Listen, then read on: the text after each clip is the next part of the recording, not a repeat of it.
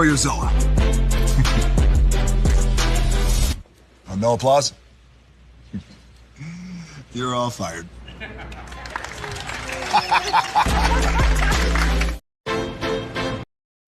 Hey! Good morning, America.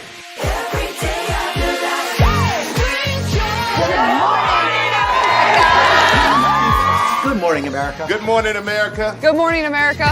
Money! Are you ready? They are ready. Covering the biggest events in the country right now. There's a lot going on here this morning. It's always a good time. That's what the show's about. That's good. Really good. Very good. Coming in hot, Jimmy, coming in hot. It's far from elementary. Oh. Good morning, America. I'm not going to try to strut like Michael or anything. I have known George a long, long time. Have you ever gotten him to dance? Look at that face. You don't just see it, you feel it. I'm in. I'm in. I'm in too. I'll be there. I am here and so happy. I'm in. I'm in too. I'm in. That tells you something when Snoop Dogg's in. Michael, George, Lara, Ginger.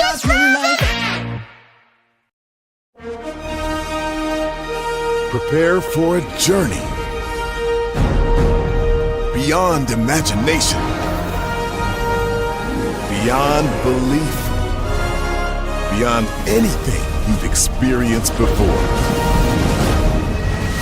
Universal Epic Universe, a new theme park where you'll step through extraordinary portals to 5 immersive worlds. Prepare for a cosmic voyage of discovery, an isle of fire-breathing excitement, a shadowy world of monsters and mystery, new wonders in the wizarding world, and a new way to play. Plus the splendor of a magnificent resort hotel overlooking the park. It's all new excitement at Universal Orlando Resort. A week's worth of vacation thrills with 4 amazing theme parks, a variety of spectacular themed hotels, and incredible dining and entertainment. It's all at Universal Orlando Resort, where you'll find new adventures every day. Explore the astonishing worlds of Universal Epic Universe at Universal Orlando Resort.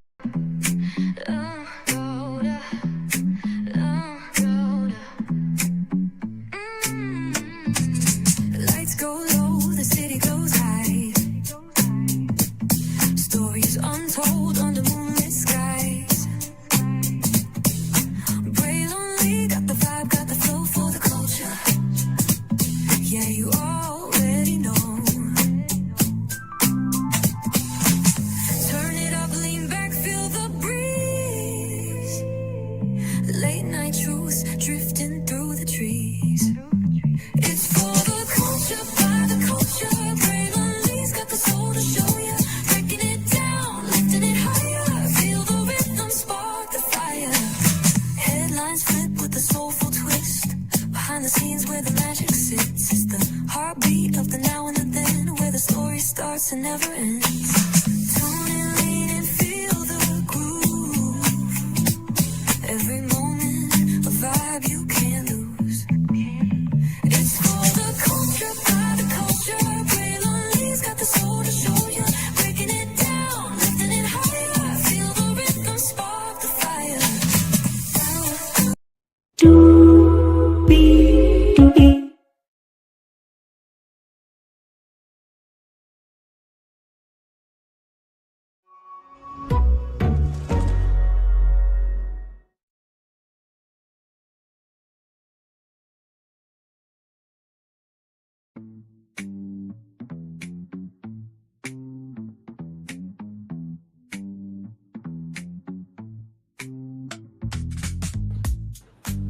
Well, hello to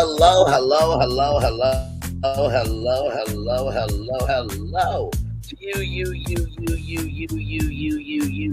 and you. Welcome into another edition of Braylon Lee's Virtual Tour Live. Glad to have all you here in the building with me.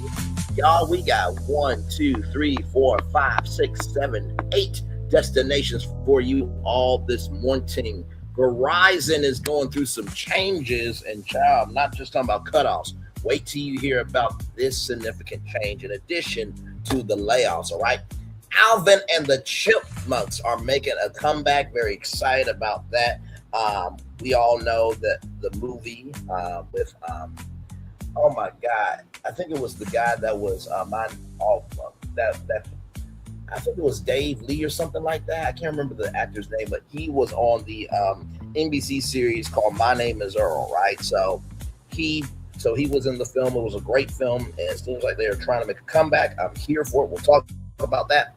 The Boseman family has done a very big move to not only expand the legacy, but also give others a chance to be a part of the legacy as well. So shout out to the Boseman family. Cannot wait to tell you about what's going on with that. D23, we talked about the schedule, right? We talked about what's being sold at auction. But Disney is saying that this is the largest floor in the history of D23. Okay, that's what they're saying. That's what they're saying, and that is what they're saying, right? So we will talk about that. Okay, so yes, indeed. There, the Emmys, the daytime Emmys, that is on the way. There's some big surprises in terms of the nominations, and I want to talk to you about that because there could be some major doors opening for some nominees for sure. We'll talk about that. Howard Stern allegedly wants to go down to 1 day a week. 1 day a week. 1 day a week. 1 day a week. It is quite interesting to me that that they would try to do 1 day a week. So we'll talk about that. Howard Stern and Robin and Fred and everybody over there, right? Cenat Streamer University is underway, but wait till you hear where exactly they are. It surprised me too. We'll talk about that. And finally, the March on Washington is happening in this decade, okay, of the 2020s. So we'll talk about that too. We got a whole lot to talk about, a whole lot to get through. Let's get to it because higher is waiting. Low is available, but either way, we got to go on tour. Yes, indeed, we do. Let me take down this iconic intro here. You see that virtual tour background. Yes, you do. You hear that virtual tour music. Yes, you do. And one thing to know, and two things for sure, that over here on this channel, a lot happens early. Roll it. It's a new morning for America's family. Sun's coming up, so make it all that it can be. You know a lot happens early. I'm Harry Smith. I'm Julie Chen. I'm Maggie Rodriguez. Morning everywhere. Come on, get up. I'm Russ Mitchell. And I'm Dave Price. And it's a little early for this. Right now, this it's a new morning for America's family. Sun's coming up, so make it all that it can be. You know a lot happens early. Every day's good when you started it out right. But I'm waiting for you in the daylight. And a lot happens early. Can you feel it? And I say, Good morning, everybody. Are you girls ready for the Jonas Brothers? We have an early show exclusive. Yes. A lot happens early. Early. A lot happens Early. The Early Show, weekday mornings on CBS. It's a new morning. Yes, it is a new morning. Julie Chen Moonves, and congratulations to Big Brother on hitting their 1,000th episode. What an accomplishment that is. And to Russ Mitchell, Dave Price, Harry Smith, and Maggie Rodriguez, you are absolutely right on this channel right here. By the way, it's 11:11. Make a wish. A lot happens early. Hey, everybody. Good morning to you all. Good to see you. Good to see you. Good to see you. Good to see you. By the way, yes, I have my shirt on backwards, child. I was at the house, okay? Listen, some of y'all got your shirts on backwards. Y'all at the house, too, okay? When you're being lazy and doing what you want, doing this, that, and third. But anyway, welcome in. Glad to have you here. We made to the end of another week round and made it through another week as well. So let's get to it. Let's talk about Verizon Wireless because, man, now listen, I'm not saying Verizon is going to go under, okay? Verizon is Verizon. Okay, but when I saw this report, I had to bring it to you all live in real time. Okay, yes, indeed, here because, child, I'm just like, what in the actual hell is going on? So check this out here from Reuters. Give it a moment, y'all. Make sure it's closed up here. StreamYard may play with me. Give me a moment. Now my eyes look like I'm asleep.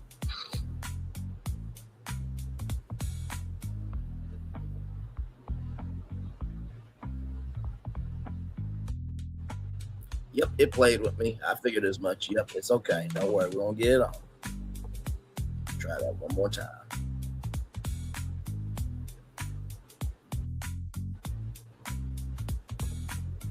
All right, here we go. That's what I'm looking for. Bring me the bacon, please.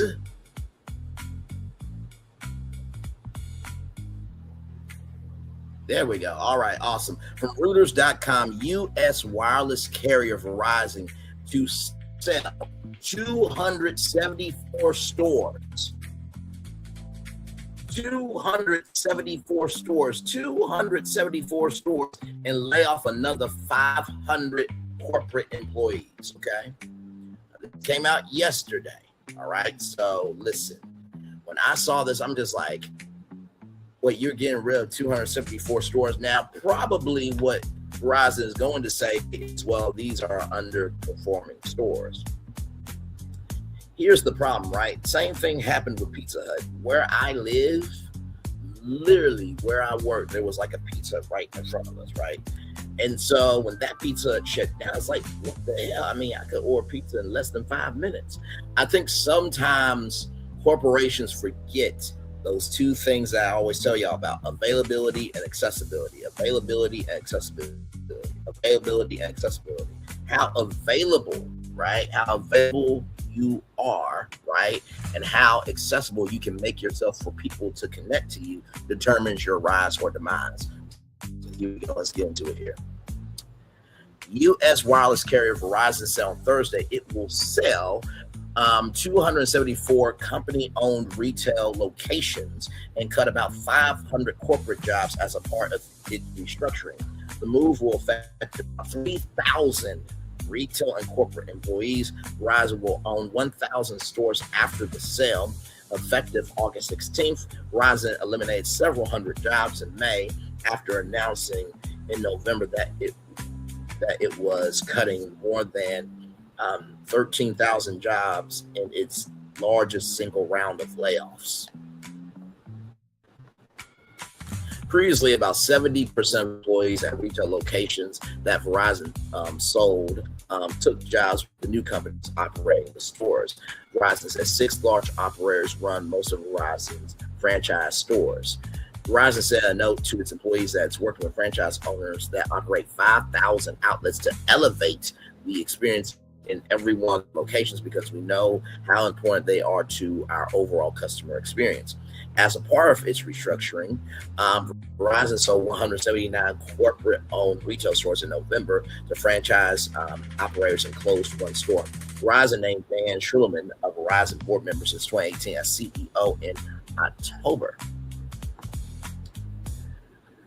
Okay, I mean, do they really do that though? Like, do you really be on board and then become a CEO like that? I mean, isn't there like a process of like, now for example, before I just got on tour with all of you, NBC just put out a job for vice president of unscripted entertainment at NBC, right? And normally that's not a job that is posted, okay? That's usually an industry job that, you know, you got to know somebody who knows somebody who knows somebody in order to get the gig, right? So it's not like Disney's going to post, hey, here's a job post and be the CEO of the Walt Disney Company. They're never going to do that, right? So I would think that Verizon will want to be a little bit more thorough than just a board member becoming CEO. But hey, maybe Dan Schulman has, you know, a background in telecommunications. We'll see. Verizon competes with AT&T and T-Mobile in the saturated U.S. telecoms market, where network providers have extended device subsidies, added plan discounts, and increased network infrastructure spending. Verizon said last month that it was aiming to attract customers by offering simpler plans, dropping activation and upgrade fees, unveiling a new loyalty program offering discounts and perks. Verizon, AT&T, and T-Mobile agreed in May to form a joint venture to address coverage gaps, especially in rural areas of satellite-based technologies.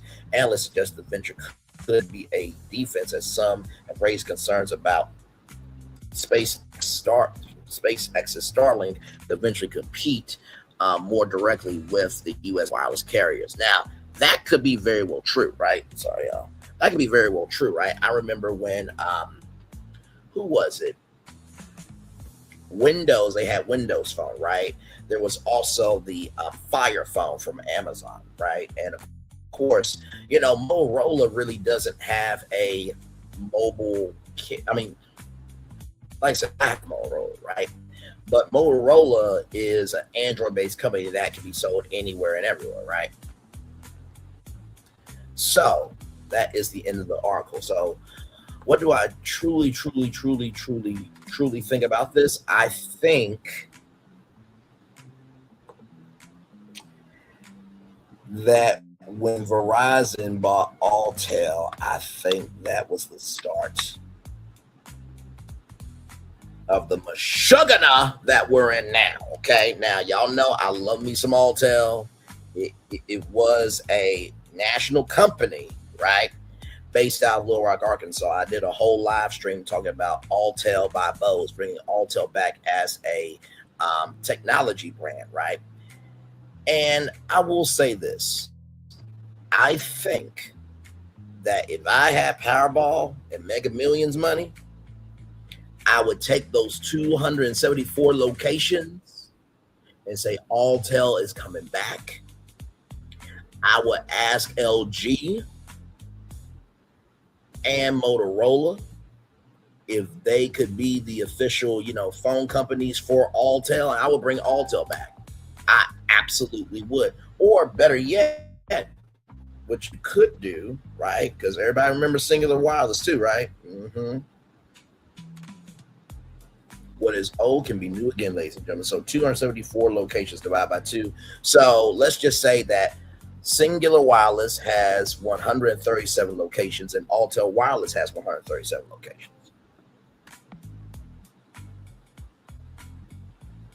Right? So I think having Verizon, AT&T, T-Mobile, Alltel, and Singular, like it used to be back in the day, would actually be good for competition.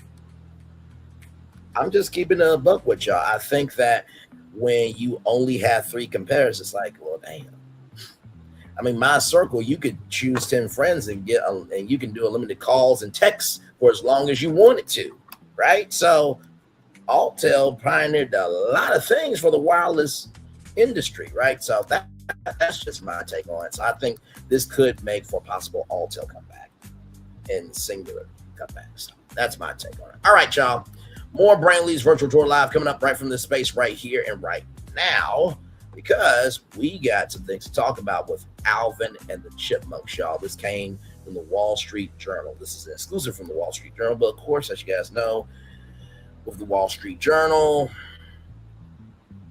they have a paywall, so you gotta make it do what it do. But I got y'all. And I got y'all. Here we go. From Yahoo Finance, courtesy of the Wall Street Journal, Alvin and the Chipmunks, right, plan a reboot for the digital first generation. Here we go. There they are. Alvin, Simon, and Theodore, right? So yes, indeed, there. Alvin, Simon, and Theodore are making a comeback with the world's smallest boy band being revived for a new generation. Listen, if the Jonas Brothers can make a comeback, why not Alvin and the Chipmunks, right? And no disrespect to the Jonas Brothers, they are Disney legends. I'm not just saying that because they're about to be Disney legends, but the Jonas Brothers, what they've done for Disney, they deserve lifetime access to all the Disney parks, because you're going from the 90s Disney, right, into the 2000s with social media and everything else. And the Jonas Brothers was really one of the first to really take in social media, right? So just want to give what credit is due, but also too, without Hannah Montana, without Sweet Life of Zack and Cody, without That's So Raven, and Stitch the series, and Brandy and Mr. Whiskers. I know my Disney. House of Mouse. Without those shows, Disney would not be afloat either right now. So, Big Shot Pictures, the family entertainment company led by former Paramount co-chief executive Brian Roberts, has taken a 25% stake in the Alvin the Chipmunks franchise in partnership with Bagdastrian Productions, which owns the property. They are planning to roll out digital first short form content later this year and a theatrical film in late 2028. Robbins, who previously ran Nickelodeon, has overseen such hits as Sonic the Hedgehog from Sega and Paw Patrol, launched Big Shot Pictures earlier this year. The company has also acquired the Eloise at the Plaza franchise. I believe Eloise is a book series, if I'm not mistaken, I believe. And now it's an anime series for popular YouTube creator iShowSpeed. Originally created in 1958, the Alvin the Chipmunks franchise followed the three singing chipmunk brothers, mischievous Alvin, intellectual Simon, and adorable Theodore, and their human father turned manager Dave. Throughout their nearly 70-year run, the Chipmunks have squeaked out 38 studio albums, ranked in more than $1 billion at the box office, and won 5 Grammys. I'm not mad at it.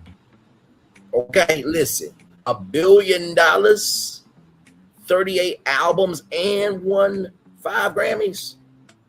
They're more famous than Nicki Minaj. What? Are the Barbs upset? Are they pissed? Are their sensitivities hurt? I don't give a damn ish. Facts are facts. Big Shot plans to reimagine the high-pitched crew for audiences that consume content overwhelmingly on digital-first platforms such as YouTube. Robbins expects the Chipmunks to appear on feeds almost like influencers, with clips and compilations of the trio reacting to cultural moments or singing their take on classic songs. It's all about having the Chipmunks really play into the zeitgeist and trying to live in real time with pop culture. Robbins said, if we had started maybe a few weeks ago, we would definitely have Alvin showing up to a certain big way at Madison Square Garden. Yes, Travis, Kelsey, and also Taylor Swift, of course, it's mentioned there. Said Ross Bagdastrian Jr., who owns Bagdastrian Productions with his wife, Janice Carmen. A theatrical film is also in the works with a planned release date in the second half of 2028, coinciding with the Chipmunks' 70th anniversary. Big Shot has a first look theatrical distribution deal with Sony Pictures Entertainment. Bagdastrian's father, Ross Bagdastrian Sr., who went by a stage name Dave Seville, invented the musical trio in 1958 after speeding up his voice to achieve a higher pitch using a $200 tape recorder. He named his characters after the top executives at his record label, Liberty Records. When his father passed away in 1972, Bagdastrian Jr. inherited the franchise. He was 22 at the time. Imagine that, 22 years old, and you have one of the biggest intellectual properties of all time. My Lord Jesus. Still trying to figure out life his damn self. He and Carmen have maintained ownership of the intellectual property since recording the Chipmunks' iconic helium voices from a recording studio in their home. These characters are literally embedded in our DNA, Bagdastrian Jr. said. So there they are right there.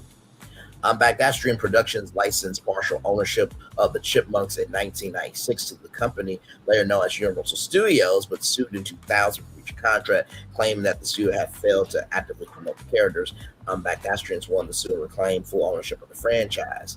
Between 2007 and 2015, the trio starred in 4 movies featuring the computer-generated Chipmunks and bear punny titles like The Squeakquel, The Road Trip, and Chipwrecked. The live action films were distributed worldwide by 20th Century Fox.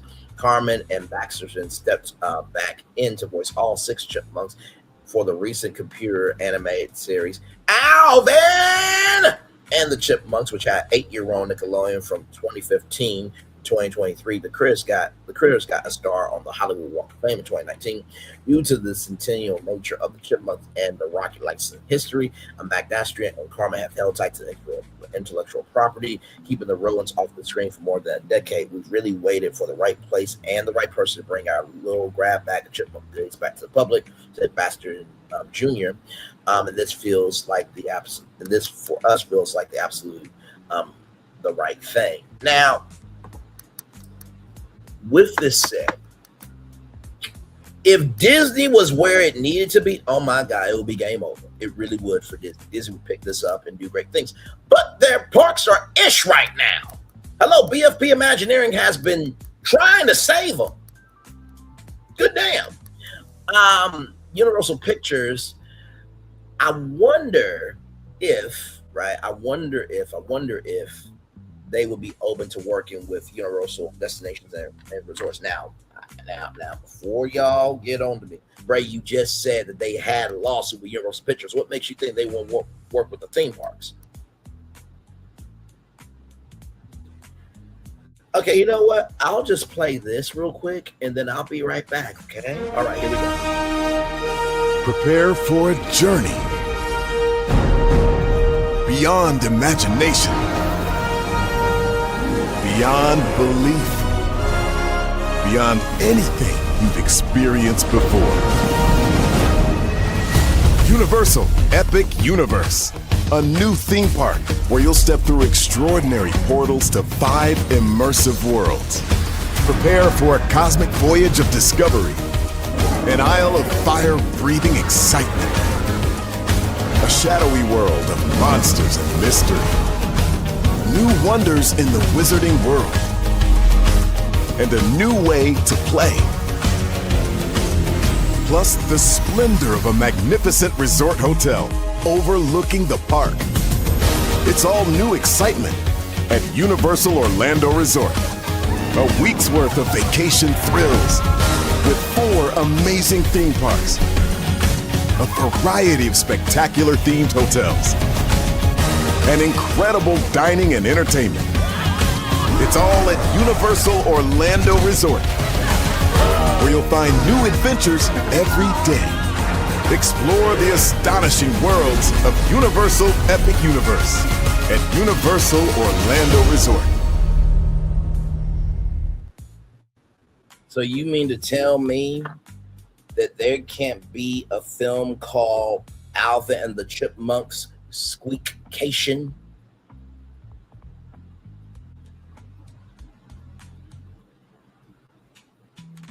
Well, you know what? They already used Squeak. Damn. I'm trying to think then. Since they already used Squeak, right? Ooh.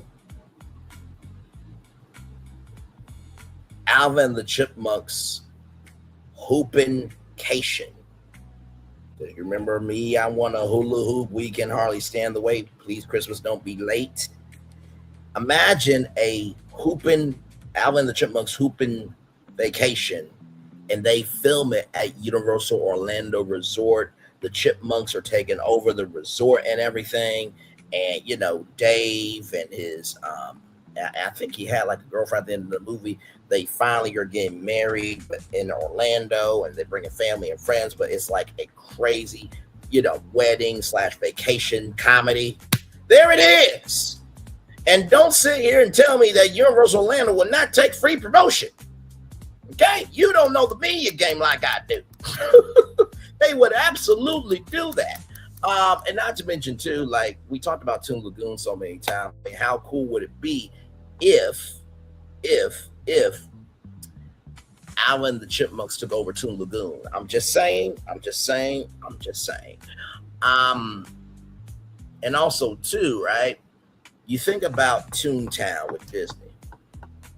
Now, some people are saying that Simpsons Land's going away. Maybe Alvin the Chipmunks can, you know, do something there. You know what I mean? In that land, and, you know, go back through the movies and see if there's any, you know, restaurants and restaurants. I don't think they had any bars, but, you know, you could do restaurants and dessert stands and all that type of stuff. And then you can probably make a brand new Alvin the Chipmunks ride at Universal. And don't you say Six Flags already tried to help Six Flags with the Sharpie collaboration. Goodyear. I even did one on my own with SeatGeek and Six Flags teaming up. And there's also a video game that I played around with and messed around and collaborate with Six Flags through ChatGPT. It was amazing. But Six Flags, I still believe, can be saved. They just have to want to be saved, right? But yeah, that's my take on Alvin the Chipmunks. So I'm looking forward to it. I'm looking forward to that. All right, y'all, let's get into it. More is coming your way right from this space right here and right now. Shout out to Afrotech. Yes, indeed. How Chadwick Boseman's brothers are redefining generational wealth for new family business. When I saw this, I'm like, yeah, I definitely got to bring this to y'all. I definitely have to bring this to y'all. So here we go. Let's get into it. Nearly 6 years. Oh my God, it's been 6 years, my Lord. After Chadwick Boseman's death, his family is continuing his legacy through Boseman Family LLC. Formed in the fall of 2025, the company isn't a traditional family business. Instead of opening a mom and pop shop, Boseman's older brothers, Kevin and Derek, are building a creative company rooted in storytelling, the arts, and community impact. What inspired it was, of course, Chad had his own company there, and there have been some offers that have come in to do work that is inspired by him. We sort of felt the best way to tackle business to partner with other businesses was to start a business. Kevin told Afrotech. Derek added, I always ask God to put people in my path that will move me or us in the direction that he would have us to go in. And I have a friend who has always wanted me to meet somebody for a project because of Chad. And for 4 or 5 years, I always told him no. The two people that I did talk to in the 4 or 5 year period, they didn't seem right, so I didn't want to deal with them. He continued, but then he wanted me to talk to these two ladies. I went to talk to them, and they became our management team. They've been very inspirational in everything that we've done. Sorry, okay, there we go. A different approach to generational wealth. While many families build generational wealth through financial assets, the Boseman brothers are taking a different approach by creating a company that develops projects centered on storytelling while creating opportunities for artists, independent creators, and emerging voices in the entertainment industry. Across its projects, the company aims to approach its work with respect for the creative community while continuing with Chadwick's passion for storytelling, artistic expression, and cultural impact. There's a lot of family dynasties in entertainment, Kevin explained. Right now, everybody's talking about Michael Jackson, the Jacksons, but then you have the Wayans family. So many Black entertainment families who, the entire family is talented. We actually have an incredible talented family. Both of Derek's daughters are incredible singers. One of his sons is also a great singer, theater director, and actor. I, of course, have a background in theater and dance. And then the extended family also consists of photographers, musicians, filmmakers, and what we hope is that we will be able to all somehow create an ecosystem where we're all feeding off of each other's gifts and talents and supporting one another and creating together, and then also just generally supporting one another in our projects. Transforming grief into continued purpose. The official launch of Boseman Family LLC comes on the heels of a successful run of Chadwick's play Deep Azure, which made its United Kingdom premiere in Shakespeare's Globe in London. Derek, a longtime Tennessee resident, brings more than 30 years of ministry, mentorship, and community leadership. He said, one of the ways the family has navigated its grief since losing a younger brother is continuing to move forward. One of Chad's plays is in London with Shakespeare's Globe, but grief is such a tricky monster that it rises and it falls. And there are, of course, 5 stages of grief, but they don't come in any certain order, he stated. So in dealing with Chad, it's like you come in and almost in and out of grief over and over again because, one, we're dealing with it still. So in trying to keep his memory going, it also keeps our memories going. For every project we put our hands into, for every question that's being asked about him, it always brings back all these memories. Grief is an ongoing process. For Kevin, several projects over the years have helped him process his grief. In June of 2021, like 9 months after he passed away, I was invited to perform as a featured dancer with this organization called Dance Against Cancer, which I think they are celebrating maybe their 20th anniversary in New York City. That's amazing. They host an annual dance performance with all the stars of the big New York City dance companies. And that year, I was their spokesperson. He recounted. I got to speak about my own cancer journey, speak about Chad's cancer journey, and I also performed. So that was a wonderful opportunity to use my art to process grief. I also choreographed a play that highly featured cancer in it. Kevin added, I often choose work. Most of the work is something quite deep.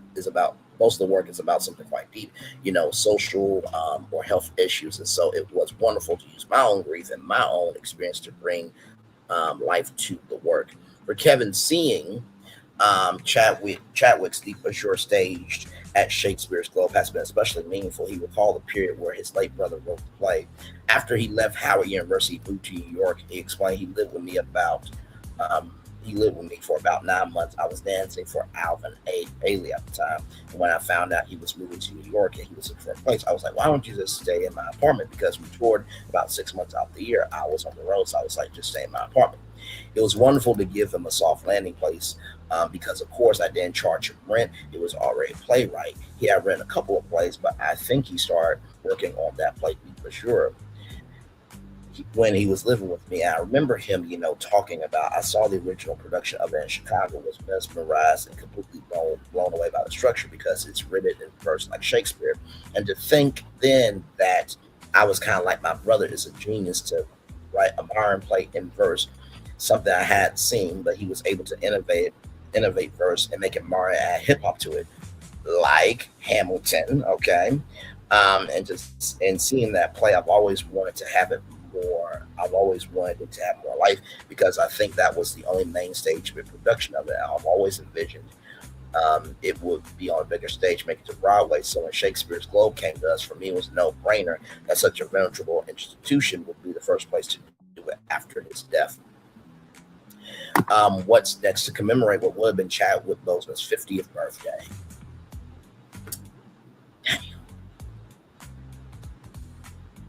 On November 29th, 2026, the Boseman brothers were tight-lipped about what's to come. They revealed they continue to build projects they believe their brother will be proud of. He told us both separately to use his work and to use the work that he had done to move forward, to use it in our own lives. Derek concluded, I think he'll be proud. I think he'd be grateful. Fame was not something that Chad was looking for. Chad just really enjoyed doing the work. Fame came with that, but I think he would be proud of us. So shout out to Derek. And also Derek and Kevin. Shout out to Derek and Kevin. Anytime that you are able to expand legacy to help others is a great blessing. Not everybody gets to do that in life, right? And there's only a select few that do.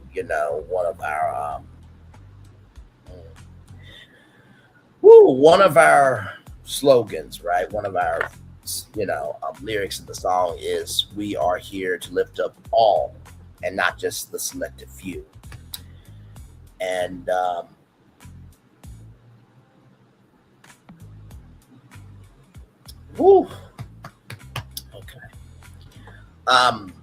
like I said to you before, it is truly a privilege, a great responsibility and honor that I get to do a show, that we get to do a show that can be so diverse, so dynamic, and just really celebrate what we can be and what is out here. We are more quick to talk about what is not out here than what is actually out here. So shout out to Boseman Family LLC. If Boseman Family LLC wanted to come to me and say, we want to produce Brainley's virtual tour, I would be extremely honored to work with them as them being my production company to produce the show for television. A great honor. And, I would hope Chadwick Boseman would be proud of Brainley's virtual tour. I would definitely, if Chadwick Boseman was still here, I would definitely have him come on as T'Challa, coming on, once a week on the Brainley's virtual tour. Hello from Wakanda. It is good to see you, Braylon. We would have definitely done that. on Friday Night Live. Of course, Chadwick wouldn't have been able to come out to Universal Orlando Resort every Friday, but he would definitely show up on the screen and, live from Wakanda, you know what I mean? So I'm shout out to Boseman Family LLC. I said nothing but light, love, and blessings to each and every employee. And if you remember the assignment, you stay on purpose, you will do just fine. All right. As we gather our tears, everybody, let's talk about some D23, child, because Disney really needs this promotion that I'm about to give them. Disney announces exclusive experiences coming to the largest show floor ever at D23, the ultimate Disney fan event. Okay, here we go. The Disney Princess Concert taking place during D23 Day at Disneyland Resort, announced as a kickoff to the weekend and World Princess Week. Well, there it is. I mean, could y'all not do a Disney Princess pageant where, you have one woman from every state and there it is, right? I think that would be cool. But hey, I'm what do I know though, right? I'm just a black man talking on social media, on YouTube. The expanded show floor will play host to all the worlds of Disney with immersive walkthrough locations, interactive experiences, first look moments, and the return of Talent Central.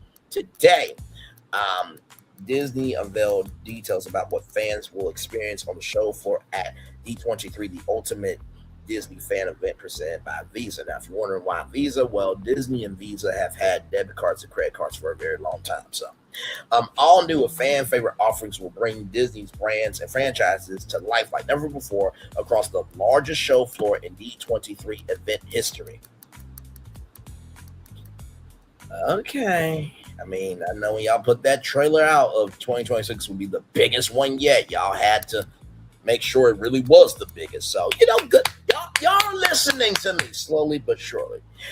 These expanded, listen, you got to pat yourself on the back for the wins you can take. These expanded, immersive, and innovative experiences, along with unprecedented shopping opportunities and over 50 panels and shows, will be exclusively available to ticket holders during the Can't Miss event August 14th, 15th, and 16th at the Anaheim Convention Center in Anaheim, California. By the way, Disneyland's right across the street. Okay. So yes, indeed.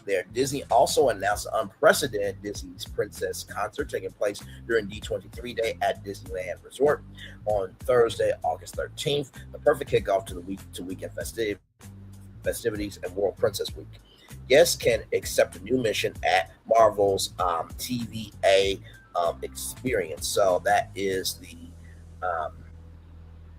I think that's like the timekeepers. You know what I mean? I think that's what that is. They're a new assignment. Swap stories with the filmmakers from the galaxy far, far away at the Lucas Film Pavilion. Celebrate Pixar's 40th anniversary. Wow, wow, wow. And travel into the worlds of Disney Plus and Hulu in the signature 4D theater. Beyond the marquee studios, fans can venture into the rarely seen vaults of the Walt Disney Archives, get a glimpse of the future of the parks with the Imagineering Horizons Pavilion, which they also said will be the biggest Imagineering pavilion that they've ever done. So Disney is really pulling out all the stops this year. Not like they have a choice. Anyway, discover standout offerings from some beloved brands, go face to face with the Magic Makers, who bring Disney stories to life across the company. Disney continues to create meaningful connections with artists of all ages, and the show floor will offer fans unprecedented opportunities to celebrate some beloved favorites, discover new adventures, and experience the magic in ways Disney can only offer. No one tells stories like D23, and this year we're bringing those stories to life on the largest show floor in D23 event history, said Michael Vargo, head of the official Disney fan club. The head of D23, the official Disney fan club. The show floor invites guests to explore, engage with, and celebrate the brands and franchises they have come to love through immersive activations, unforgettable moments, and one-of-a-kind offerings that bring them closer to the magic than ever before. Like I said before, it's kind of mind-boggling to me that y'all have never thought about doing live primetime coverage of D23. Yeah, I'm back. Hi, everybody. I was frozen for a minute. But it really does boggle my mind of if this is going to be the largest show floor in D23 history, wouldn't you think to do like live coverage, primetime coverage that is, on ABC? I would think that would be a thing, or at least, do live coverage on Disney Plus. But hey, child, what do I know though, right? I mean, yes, you guys do bring, live coverage on YouTube courtesy of Visa, but like, hello, do you not know if y'all said primetime live coverage a D23 starts at 8, 7 Central ABC? Do you not know how many people turn on the TV just to see it? Like I said, G4, they covered the Consumer Electronics Show live. They covered Comic-Con live, and they also covered E3 live. So, and there is the Mickey Ears D23 Day at Disneyland Resort. A kickoff celebration D23 Day at Disneyland Resort sets the stage for D23, the ultimate Disney fan event, officially kicking off the highly anticipated weekend on Thursday, August 13th. The celebration features a Disney Legends Cavalcade at Disneyland Park, a complimentary Mickey Mouse ear hat giveaway while supplies last, and a series of magical offerings designed to immerse the fans in the spirit of Disney storytelling from the very start. The day also features the return of the Disney Junior Let's Play party at Disney's California Adventure Park. By the way, Playhouse Disney always beats Disney Junior. I'm sorry. I know. Kids of this generation need their own version of Disney. Playhouse Disney was the thing, okay? All right, moving on. Shout out to Bear in the Big Blue House, yes, indeed. Offering live entertainment, character experiences, and interactive activities for all guests, including preschoolers and their families. As the culmination to the day in anticipation of Royal Princess Week, a limited number of fans, may have the opportunity to experience a live performance of Disney Princess. Okay. Ooh, sneezes get harder when you get older. Excuse me, y'all. Give me one moment, y'all. Give me one moment. My God. I swear, guys, sneezes get harder when you get older. They really, really do. Oh, okay, y'all. All right, I'm BACK. All right. A live performance of Disney Princess, the ultimate concert celebration at Disney's California Adventure Park. I'm going to assume that this would probably be in front of World of Color, because they had a little stage there when they kicked off the World of Color. So I'm sure it's probably going to be there. Or I think there's like a sound stage that's available for like renting out. So maybe that might happen there too, but we'll see. This spectacular performance brings together the largest gathering of Disney Princess talent ever assembled, celebrating the iconic stories across animation, live action, stage, and music. This one-of-a-kind concert will transform the night with dazzling lights, sweeping projections, and sky-high fountains. So it's going to be in front of the World Cup, like I said, creating a truly immersive world where the music, magic, and legacy of Disney princesses shine like never before. Visit Disneyland.com for more information.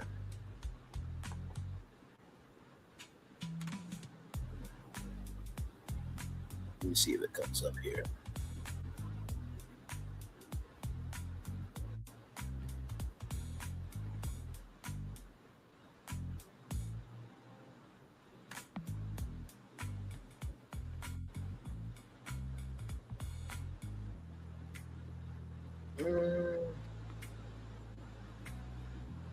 Okay, so maybe it might be here. Let me see.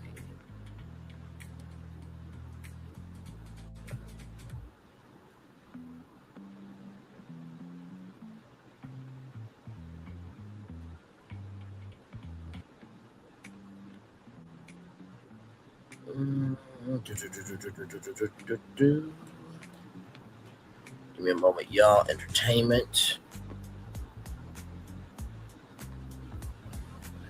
Okay, so right here, Paradise Gardens Park, with performances at 8:30 p.m. and 9:45 p.m. So Paradise Gardens Park.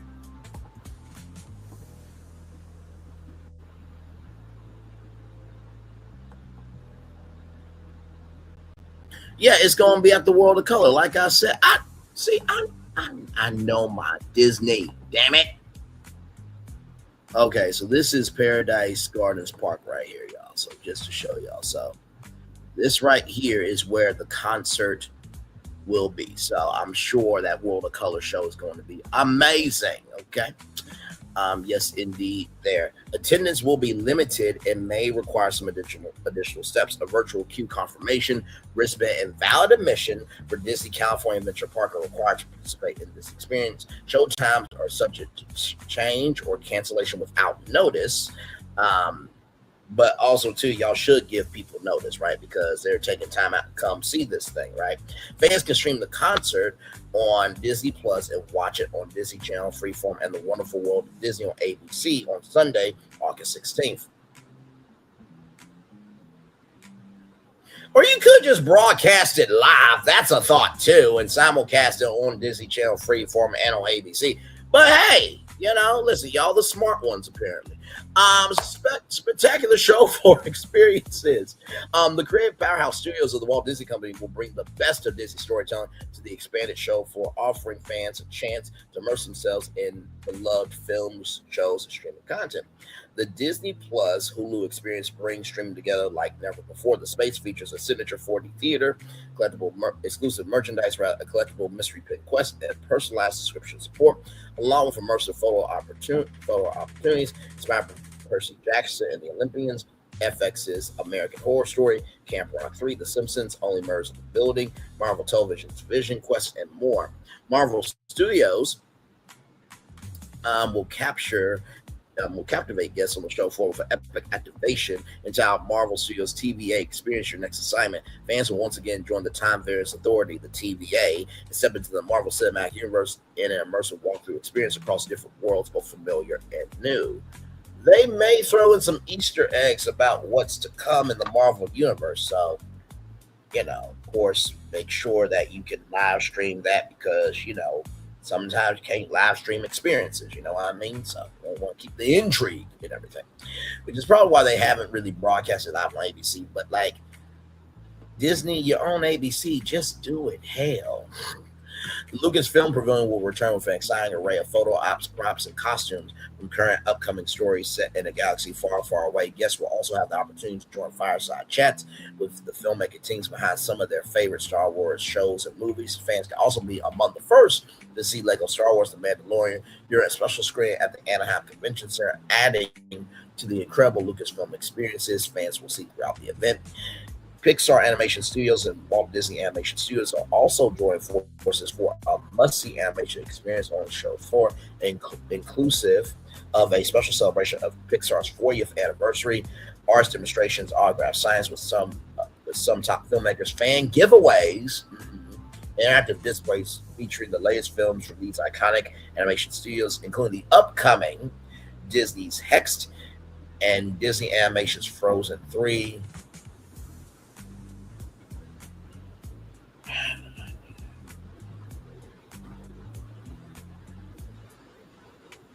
In the words of a meme, why are we still here? Just to suffer? Anyway, as well as Disney and Pixar's Gato and Incredibles 3, making this pavilion one to visit again and again. Mundo Pixar, rather than the D23 experience presented by Disney Rewards Visa cards from Chase. I told you that's how the Visa tie-in comes in here. We'll bring a special preview of its globally touring immersive exhibition to the event, inviting guests to step inside some of their favorite Pixar stories, from unforgettable photo moments to a dedicated merchandise shop. Guests will experience life-size sets inspired by some of the studio's most beloved films. Inspired by the beauty of the Avatar films, the Avatar experience welcomes guests to journey through the fascinating wonders of Pandora, step into a lush bioluminescent world, experience an immersive 4D moment, and explore a gallery of film artistry that showcases the craftsmanship behind bringing the Na'vi culture in Pandora to life. And Josh DeMar's like, see, we had a reason for bringing Pandora to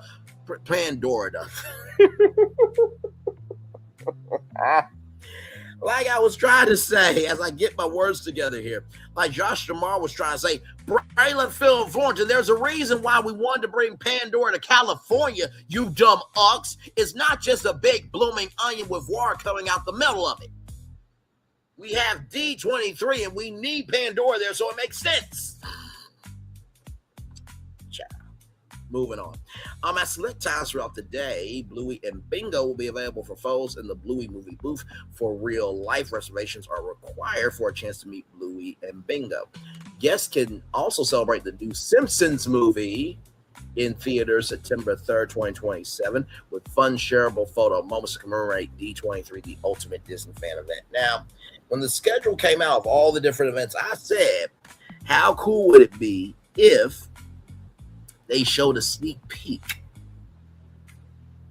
of the Simpsons 2 movie at D23? That can still happen, okay? So they're already having you, or they already making way for you to celebrate the new Simpsons movie. I'm sure there will be a preview at D23, right? Let's see, we got some more here. Okay, we're almost done, y'all. Then we'll play the video. The popular Disney Experiences Pavilion is returning to the event, bringing the magic of the Disney parks to the show floor for all ages to enjoy. In a time of unprecedented growth, Imagineering Horizons invites fans to explore their largest pavilion ever, showcasing the progress shaping Disney parks around the world. This exclusive experience gives an up-close look at the people, the process, and the possibilities brought to life by Imagineers. Additional fan favorites include an all-new exhibition from the Walt Disney Archives. Walt Disney Archives Uncrated will make its debut on the show floor, inviting intrepid fans to uncover an unforgettable journey into the vast and hidden warehouses of the Walt Disney Archives. Spaces previously reserved for access to Disney archivists alone. You also have the chance to explore themed displays featuring shipments of iconic props, costumes, and puppets from some beloved films, TV series, and theme parks, which spans generations of history at the Walt Disney Company. In advance of the Super Bowl on ESPN and ABC this season, fans can experience the thrill of a Super Bowl victory through ESPN's immersive We're Going to the Super Bowl activation, featuring photo opportunities, stadium-inspired environments, a cafe-filled victory celebration, and a digital and keepsake digital content, and giveaways, including an exclusive ESPN Super Bowl D23 pin. Oh, that's going to be amazing. The Disney Theatrical Group will spotlight its expanding portfolio of live experiences, from Broadway productions and arena tours to immersive experiences. Through a showcase featuring authentic sets, costumes, props, concept art, and dynamic video content, the experience will offer fans exclusive first looks at upcoming projects. So maybe some new shows coming to Broadway, some new tours, behind-the-scenes demonstrations, live presentations led by hosts, including Disney on Broadway star Ryan McCartan, provide insiders look at the creative process behind Disney's live entertainment.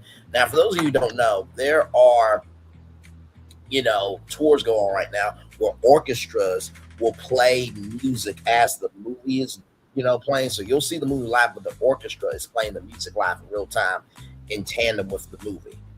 Now, if Disney starts a series like that, that's going to be cool. The Disney Volunteers Pavilion will invite attendees to lend a hand as honorary Disney volunteers in different projects, assembling 8,000 kits per day for a charitable organization. On Friday, August 14th, guests will build wish kits for children with upcoming Disney wishes in collaboration with Make-A-Wish. On Saturday, August 15th, fans will assemble welcome kits with military families with Blue Star families. And on Sunday, August 16th, attendees will put together Disney-themed activity kits for children in hospitals with the Starlight Children's Foundation. Participants will cap off the experience with a full opportunity as they exit the pavilion. That is beautiful there. The Disney Music Group booth will invite guests onto an interactive music-filled environment. A classic radio booth will host scheduled on-air appearances. Are we really doing this? Your music, your way, Radio Disney, really? Now, I played around with ChatGPT. I was like, what if Radio Disney could come back as a radio brand, right, for Disney fans, right? Where instead of playing kids music all the time, it is a radio brand talking about Disney 24/7, from D23, the movies, the theme parks, and everything else. That could be something, Disney, but you won't do that. That's too smart of an idea. Y'all are allergic to being smart. Where some beloved Disney personalities from across the country will be joined for exclusive interviews tied to the event. Guests can step up to the mic to record their own Be Our Guest segments with select reportings eligible to be featured on the Disney Hits Sirius XM channel. I think Ernie D, BB Good, maybe some of the radio Disney DJs could, be a part of this, because I think that would be cool to honor that, right? A dedicated Disney concerts area will give guests an up-close look at costumes from the Descendants Zombies Worlds Collide tour, while additional interactive moments include photo opportunities, prize pool giveaways, and exclusive offerings from Disney Music Emporium. And then finally, treat yourself to an immersive walkthrough or dance through Lights, Camera, Sparkle, presented by Disney Consumer Products, featuring photo opportunities across 2 exciting themes. Now, does this have anything to do with Sparkle paper towels at all? I'm just asking a question, okay? This will happen across 2 exciting themes, one filled with unique Mickey and Friends and snack-inspired elements, while another, inspired by Stitch and Angel's hit Glitter Glide music video. They have a music video called Glitter Glide? I had no idea. Whether you take a Snatastic selfie or the spotlight, there's photo fun for everyone. So that is everything that's going on with D23. Now, let's watch this. Here we go. Hi, Disney fans. We're counting down to D23, the Ultimate Disney Fan Event. This is your exclusive preview of what's to come. This is D23 Inside Disney. Michael, it is so exciting to join you here at Legends Plaza. Tell us everything about D23 this year. So this is an extraordinary, one-of-a-kind, multi-day celebration where we bring the very best of Disney's storytelling, creativity, and innovation from across the entire company to our most passionate fans. And this year is unlike any other. We have the biggest show floor we've ever had. We have an incredible slate of panels and presentations throughout the weekend and evenings, of course. And if you love to shop, I think we have something for you as well. It's like you could read my mind. How did you know that I was going to want to know that? Okay, so what's new this year? Well, this year is the first time we've ever offered an afternoon ticket. So this is a value ticket that lets you come into the show floor at 4 o'clock and really experience all the things that D23 has to offer. We're going to bring the Disney Rewind concert to D23, the Ultimate Disney Fan Event. This is the very best of Disney's 80s and 90s wait a minute. music. First of all, shout out to the black woman. Hang on, let's see the face card. Hang on.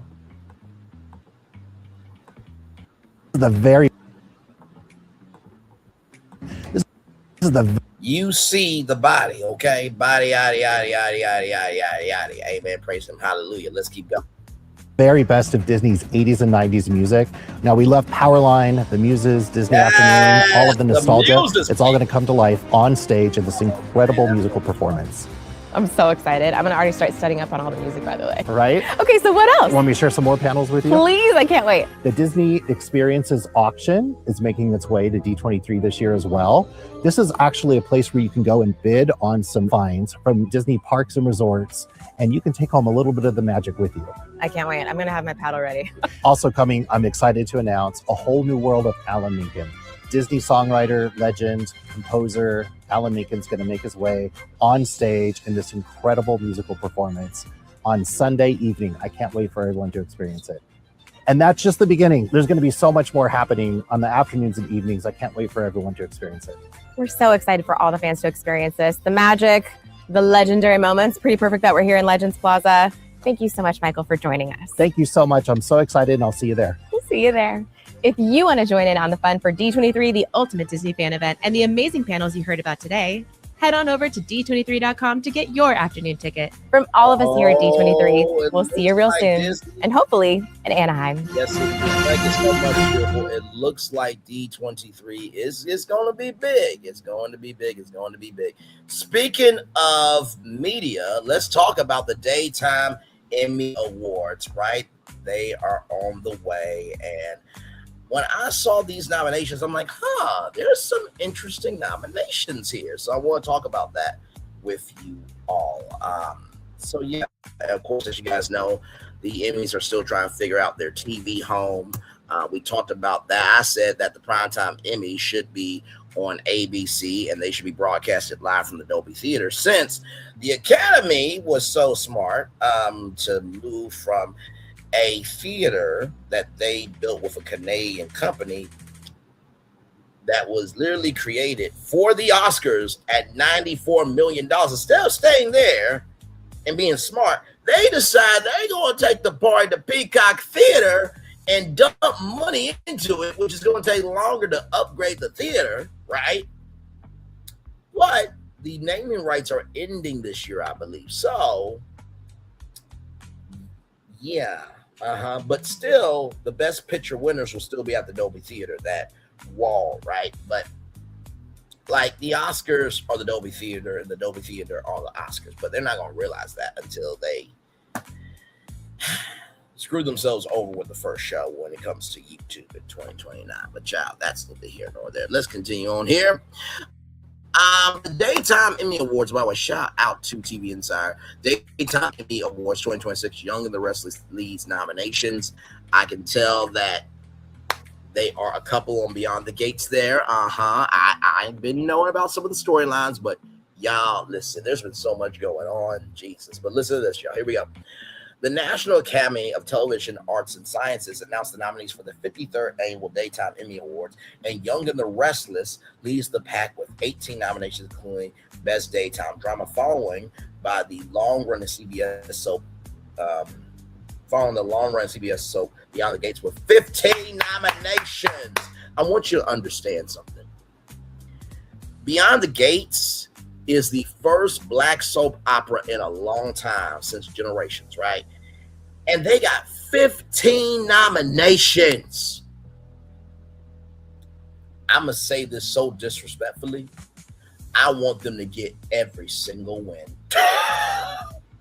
I want there to be so much chocolate and gold. It's ridiculous.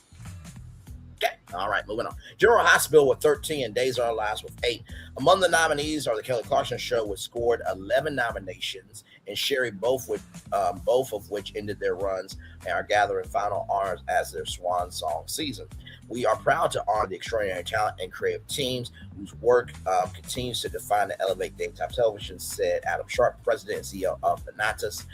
As the daytime landscape evolves and new forms of storytelling emerge, we remain committed to recognizing the innovation happening across the industry. Each year, the Daytime Emmy Awards, celebrate the creativity, passion, and dedication that drive this vibrant community of storytellers, said Rachel Schwartz, head of the Daytime Emmy Awards. Congratulations to this year's nominees, whose work continues to inspire, to entertain, inspire, and connect with audiences every day. We look forward to celebrating their remarkable achievements in Hollywood this October. All right. The ceremony is set to take place on Friday, October 30th, in Hollywood. Now, that sounds like that would be a good time for maybe a family's weekend for the Daytime Emmys. I'm just saying, right? So Tuesday, Wednesday, Thursday, Friday, right? So you have a 4-day festival leading up to the Daytime Emmys. So here we go. Here are the full set of nominees below. Outstanding Daytime Drama Series, Beyond the Gates, CBS, Days of Our Lives, Peacock, General Hospital, ABC, Young and the Restless, CBS. Beyond the Gates for the win, damn it, okay? Outstanding lead performer, Daytime Drama Series, actress Stacey Huddock as Kristen Demura, Days of Our Lives, Carla Mosley, Dad Dupree, Beyond the Gates, Michelle Stafford as Phyllis Summers, Young and the Restless, Heather Tom, Katie Logan, Bold and the Beautiful, Tamara Tooney as Anita Williams Dupree, Beyond the Gates, Carla and Tamara for the win. I want either one of those ladies to win. Okay, all right. I'm just saying, it's a great show. Outstanding lead performer in a daytime drama series, Eric Braeden as Victor Newman, Young and the Restless, Steve Byrne as Jason Morgan, General Hospital, Scott Clifton as Liam Spencer, Bold and the Beautiful, Orson Kay as Ridge Forrester, Bold and the Beautiful, and Christian LeBlanc as Michael Baldwin, Young and the Restless. So it looks like it's either going to be somebody from Young and the Restless or Bold and the Beautiful for the win for that. Outstanding supportive performance in a daytime drama series, actress Lindsay Godfrey. Days of Our Lives, Peacock. Cameron Grimes, Young and the Rest of CBS. Beth Malin, Young and the Rest of CBS. Trisha Manning, Grant, Beyond the Gates, CBS. Amanda Stead, General Hospital, ABC. Trisha Manning Grant for the win. She is eating her role. Okay, moving on. No crumbs. Okay. Outstanding supportive performance in a daytime drama series, actor. Timon Kyle Dermott, Beyond the Gates for the win. Okay. Mike Manning for the win as well, Beyond the Gates. But I read all the nominees, y'all. Sean Dominic, The Young and the Restless, CBS. Timon Kyle Dermott, Beyond the Gates, CBS. Michael Garazzi, Young and the Restless, CBS. Roger Howarth, Young and the Restless, CBS. Mike Manning, Beyond the Gates, CBS. Laura St. Victor Amoda, beautiful CBS. The good thing is somebody from CBS is winning, damn it. That is CBS the hell up, okay? It looks like somebody from CBS is going to win the daytime drama series actress thing there. Looks like somebody from CBS will win for actor. It looks like somebody from CBS is going to win from the actress role. And then right here, looks like CBS could win it here. So far, it's a CBS sweep here. Okay. All right, here. Let's keep going. Outstanding emerging talent in a daytime drama series, Braden Brunner, General Hospital, ABC, Al Carden, Days of Our Lives, Peacock, Alice Hazley, Days of Our Lives, Peacock, Giovanni Manza, General Hospital, ABC, Amber Michelle, Beyond the Gates, CBS, Ariel Petit, Beyond the Gates, CBS. Beyond the Gates for the win. Okay, all right. Outstanding guest performance in a daytime drama series, Jasmine Burke as June Hughes, Beyond the Gates, CBS. Jeff Colbert as Cyrus Renault, General Hospital, ABC. Eva Renew, Natalia Rogers Ramirez, General Hospital, ABC. Christopher Shaw as Paul Narta, Days of Our Lives, Peacock, and Ray Weiss as Aaron Ward, Young and the Rest of CBS. I'm going Beyond the Gates for the win, damn it. Beyond the Gates for everything. I want them to get all 15 wins, damn it. Hell, the rest of y'all will have y'all turn next time. All right, moving on. Outstanding daytime talk series. Third hour of today, NBC, The Drew Barrymore Show, CBS Media Ventures, Kelly Clarkson Show, NBC Universal Syndication Studios, Taped with Kelly and Mark, Disney Entertainment Distribution, Today with Jenna and Friends, NBC, and The View, ABC. You know, I'm going to be real with you. I think The View is going to win it. I know. Everybody's going to say, well, Kelly Clarkson deserves an Emmy. How many Emmys does she have? She wanted to be done with the damn talk show. She don't want to accept no damn Emmy. And like I said, I say taped with Kelly and Mark because they're not live, y'all. They tape all their shows, okay? They stop it. They used to do live as a live show, but they don't do that. Let's continue on here. Outstanding daytime talk show series host. Joy Behar, Whoopi Goldberg, Lisa Ferris Griffin, Sarah Haynes, Sunny Hosta, Anna Navarro, The View, Kelly Clarkson, The Kelly Clarkson Show, Tamron Hall, Jennifer Hudson, The Jennifer Hudson Show, Sherry Shepherd, Sherry. You know what? I'm going to say Sherry Shepherd. I think that would really showcase to people that, hey, listen, real talent is real talent. Jennifer Hudson does not deserve an Emmy. She ain't no talk show host, damn it. Tamron Hall is more of a talk show host. She's a journalist. Hello, she has that foundation to have a talk show. Now I know what some of y'all gonna say. Well, The View, you know, Anna Navarro's a political commentator. Sunny Hostin's a lawyer. Sarah Haynes, she worked at NBC with Hoda Kotb and Kathy Lee Gifford, right? So she definitely has the reins to, you know, do a talk show. Not to mention too, let's not forget GMA3 with Strahan and Sarah, and then Sarah, Strahan, and Kiki, right? Lisa Ferris Griffin, I think is a political commentator. Joy Behar, comedian, Whoopi Goldberg.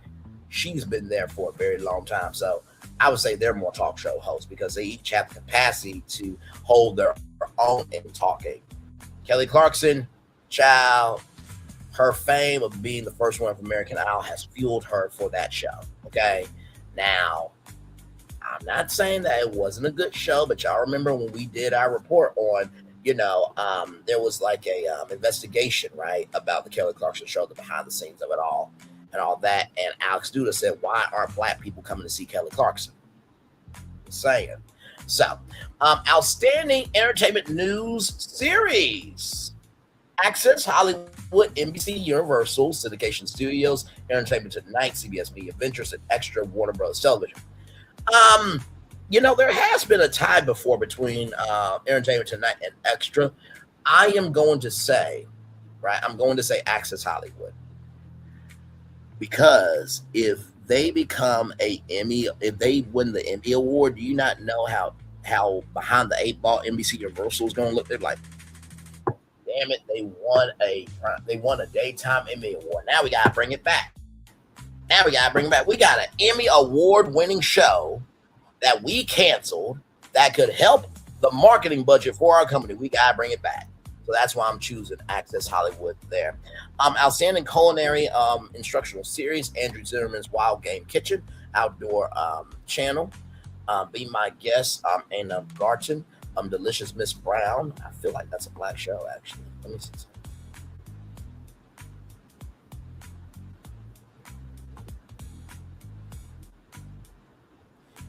It is Delicious Miss Brown Food Network, Magnolia Table, at the Farm Magnolia Network, Patty's Mexican Table, PBS. Delicious Miss Brown for the win. I'm rooting for black people.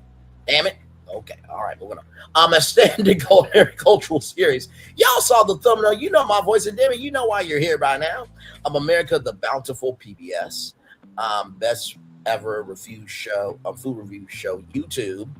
Isn't that something? Now, I pitched the Content Creator Emmy Awards. Now, Adam Sharp, okay, you got my email address and everything for the Content Creator Emmy Awards, and also, too, the president of the Emmy Awards as well. Let me put some respect on his name as well.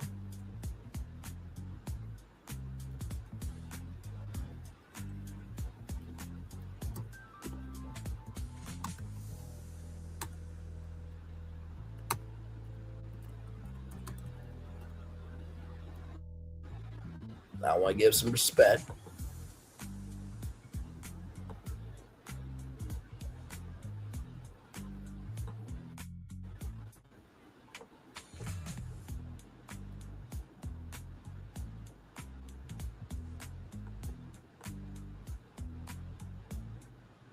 So yes, Terry O'Reilly, chairman of the Natas, and to Adam Sharp, y'all got my content information still. If y'all are down, I'm down. If y'all are down, I'm down. If y'all are down, I'm down. Okay, listen.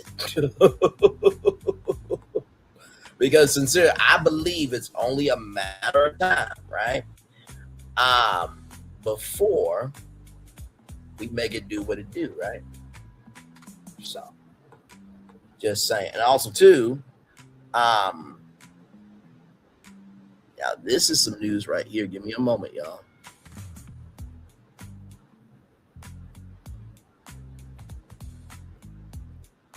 Oh, hang on.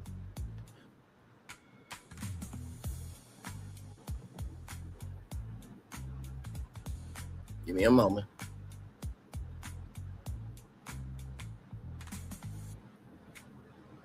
Okay, tonight's News Emmys, hosted by the National Academy for Television Arts and Sciences, marked a pivotal moment for the future of journalism. Congratulations to the next-gen news creators who have earned prestigious nominations. George Ramos, shout out to him, Telemundo, and also to Fusion. If you guys remember, Fusion was a network between ABC and Univision back in the day. George Ramos, outstanding news program in Spanish, outstanding journalist in Spanish language, and Johnny Harris for outstanding graphic design news. Their work represents a defining shift in the media landscape as viewers increasingly turn to YouTube as their hub for news. High caliber journalists are migrating to the platform to connect directly with their audience. The future of news is happening right here on YouTube. Now, whenever y'all are ready to do the Content Creator Emmy Awards on ABC, hosted by Braylon Lee and streaming live on Hulu, y'all call me, okay? Y'all got my contact information. Let's continue on. Fork and Hammer, American Public Television, Lucky Child, PBS, and Save the City, T1. I'm going for Save the City. on that one. Outstanding legal courtroom series. Caught in Providence, Deborah Mercury, Divorce Court, Fox, Justice for the People with Judge Million, Entertainment Studios, and Mathis Court with Judge Mathis. I'm going Divorce Court and Star Jones. She has done an excellent job. That is exactly where Star Jones needs to be. She goes down. Absolutely. I think they're filming a new season, if I'm not mistaken. Outstanding travel adventure program, Expedition Unknown, Discovery Channel, Long Way Home, Apple, The Lovely Lemurs of Madagascar. Solo travel with Tracy Ellis Ross. Lee, sorry, I meant to say Tracy Ellis Ross. The Lee was the slip of the tongue. Super Skilled with Eva Uzubek, National Geographic. I'm going to go with Tracy Ellis Ross. I think she deserves an Emmy. Absolutely. And Tracy Ellis Ross should be an EGOT winner, Emmy, Grammy, Oscar, Tony. I think she absolutely should. Outstanding instructional how-to program, Asks This Old House, PBS, Fixer Upper, Last Magnolia, Fixer Upper, Colorado Mountain House, Magnolia Network, Hometown Takeover, HGTV, The Last Right Building, the final home design of America's Greatest Architect, Magnolia Network, and This Old House, PBS, and Roku. I'm gonna say probably This Old House just for brand purposes and how strong the brand is. That's just me though. Outstanding lifestyle program, Different Breed, Ink Block Narratives, George to the Rescue with Love. Megan from Netflix, the Motherhood, Hallmark Channel, and Wizarding Pause by BYU TV. I'm probably going to say Netflix more than likely is probably going to win for that because it's Netflix, right? It's Netflix. Netflix has been dominating, right? Outstanding arts and popular culture program, Beyond the Gates, Welcome to the Neighborhood, Entertainment Tonight Special, Off Script with the Hollywood Reporter, Hollywood Reporter IFC, I think that's Independent Film Channel, Variety, and CNN Actors on Actors, CNN Digital Variety Stewards, Actors on Actors PBS, and Working in the Theater, American Theater Wing.org.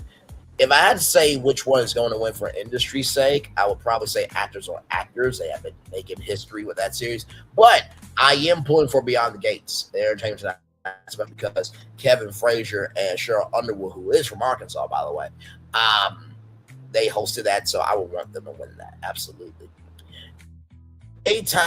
Outstanding daytime special. There's Shrek. Good old Shrek there. Critics' Choice second annual celebration of LGBTQIA plus cinema and television here TV. Disney Parks Magical Christmas Day Parade, Living Proof, Hulu, Macy's Thanksgiving Day Parade, Unleashing Hope, the Power of Service Dogs for Children with Autism, Hulu. Aww. Hulu, this is why you need to stay an independent platform within Disney. Because if you put that content on Disney Plus is going to go shit. I'm telling you right now. That's supposed to be kids, family content. Hulu, adult content. ESPN sports content. I want Unleashing Hope, the Power of Service Dogs for Children with Autism for the win. I really do want that. But more than likely, it's probably going to be the Macy's Thanksgiving Day Parade, but still. You know what I mean? Okay, here we go. Outstanding daytime short program. Callous LinkedIn News, Glam Through the Ages, Key TV, that's Kiki Palmer's network, y'all. Most Sport Eater, The Path with Ryan Orosky in News, and Stand Up and Do So with Michael Jr., BYU TV. You know what? I'm going to say Glamming Through the Ages, Key TV Network, Kiki Palmer. I want Kiki Palmer to win that. Outstanding supportive performance in a daytime drama series actress, Lindsay Godfrey as Sarah Horton, Days of Our Lives Peacock. Cameron Grimes as Mariah Copeland, Young and the Restless, CBS. Beth Matalind as Tracy Abbott, Young and the Restless. Trisha Manning Grant as Leslie Thomas, Beyond the Gate. And Amanda Seton as Brooklyn Quartermain, General Hospital, ABC. Trisha Manning Grant for the win. I told y'all Beyond the Gates, I want them to win every single thing. Outstanding culinary host Carter Brown, Miss Delicious Brown Food Network, Danielle Chang, Lucky Chow, PBS, Amina Garden, be my guest in the Garden Food Network, Patty Ginge, Patty's Mexican Table, and then Andrew Zimmerman's Wild Game Kitchen Outdoor Channel. I want Carter Brown to win. Damn it, room for black people. Let's see here. Outstanding daytime personality, daily. Mona co-star Abby, Derek Huff, Terry Seymour. Extra, Warner Bros. TV. Cassie, Laura, Denny Dieto, Kevin Frazier, Rachel Smith, Michelle Turner, Entertainment Tonight. Scott Evans, Zuri Harkett, Hoover, Mario Lopez, Access Hollywood, MC Universal Syndication Studios, Star Jones, Record Javon, Divorce Court Fox. Damn. This one's hard, man. Would it be wrong to be a say how cool it would be if it was a 4-way tie? Now, of course, I want Access Hollywood to win because that means Scott Evans and Zuri Hall would get an Emmy, right? But also Mona Kolskar Adabi, who worked at ABC News, I believe she deserves an Emmy as well. So I'm pulling for Access Hollywood more. But if I had to say who could probably get it, just on industry's sake, I think probably Extra. Now, I do believe Extra should be at Universal Studios Hollywood instead of being in a studio where the floor is a dance floor. Bro, like, it's only a 30-minute show. Like, Derek Huff does a dance routine at the intro of every episode of Extra. Like, nobody asked for that. But anyway, and Star Jones, I believe that she will win for a court show for sure. Outstanding daytime personality, non-daily, Eva Zubek. Super skill, Eva Zubek. National Geographic, Joy Behar, Alyssa Ferris Griffin, Sarah Haynes, Sunny Hosta, Anna Navarro, The Weekend View on ABC. Derek Kappa, The Wizard of Pause, BYU TV. Gia De Laurentiis, Gia My Kitchen Prime Video. Kiki Palmer Glamming Through the Ages, Key TV Network, Joseph Rosendo Stepping Out, PBS, and Joseph Rosendo Presents. I want Kiki Palmer to win that. Absolutely. Outstanding writing team for a daytime drama series, Beyond the Gates, CBS, Bold and the Beautiful, CBS, Days of Our Lives, Peacock, General Hospital, ABC. Beyond the Gates for the win. Thank you very much. Outstanding writing for a daytime nonfiction series, Ask This Old House. Thank you, Roger Cook, PBS, Expedition Unknown, Searching for World War II's Lost Hero, Discovery Channel, Joseph Zendarendo's Stepping Out, Cuba, PBS, Joseph Rosando Presents, Lucky Chow Mein, Taiwan, PBS, This Old House, Asherville Rebuilds, probably This Old House, for sure. Outstanding directing team for a daytime drama series. I'm surprised that Beyond the Gates didn't get a nomination for this. But, you know, moving on. Days of Our Lives, Peacock, General Hospital, ABC, Young and the Restless. Oh my God, it's really bad outside. What the hell? It looks orange outside, y'all. Like I said, the wildfires that are happening in Canada. Prayers up to Canada. General Hospital, ABC, Young and the Restless, CBS. Outstanding director for a daytime. My prediction. I would probably say Young and the Restless just for legacy's sake. But I do believe Days of Our Lives deserves at least one Emmy because streaming is the future. So if that show wins an Emmy, it goes to show that daytime dramas can work on streaming, right? Yes, indeed. There. Outstanding directing for daytime non-studio non-fiction series, A Different Breed. The season begins. Ink Black Neris, Let Frankie Cook, Pasta from Scratch, Taste Made, Samantha Brown's Places to Love, Crystal, Coastal, North Carolina, PBS, Super Skill with Eva Zubek, How I Survive a Trek Through the Desert Alone, and Wizard of Pause, Buster's New Kicks, BYU TV. So I'm probably going to say Samantha Brown on that one. I'm going to say Samantha Brown because she is a legend. And when the Travel Channel used to be about travel, not ghost stories, because Warner Bros. Discovery wanted to be lazy with themselves. Which, by the way, just can we talk for a minute? It is mind-boggling to me with all these travel content careers. They don't just give deals to the travel content careers and make the Travel Channel again. But that's neither here nor there. Like I said, Samantha Brown for sure.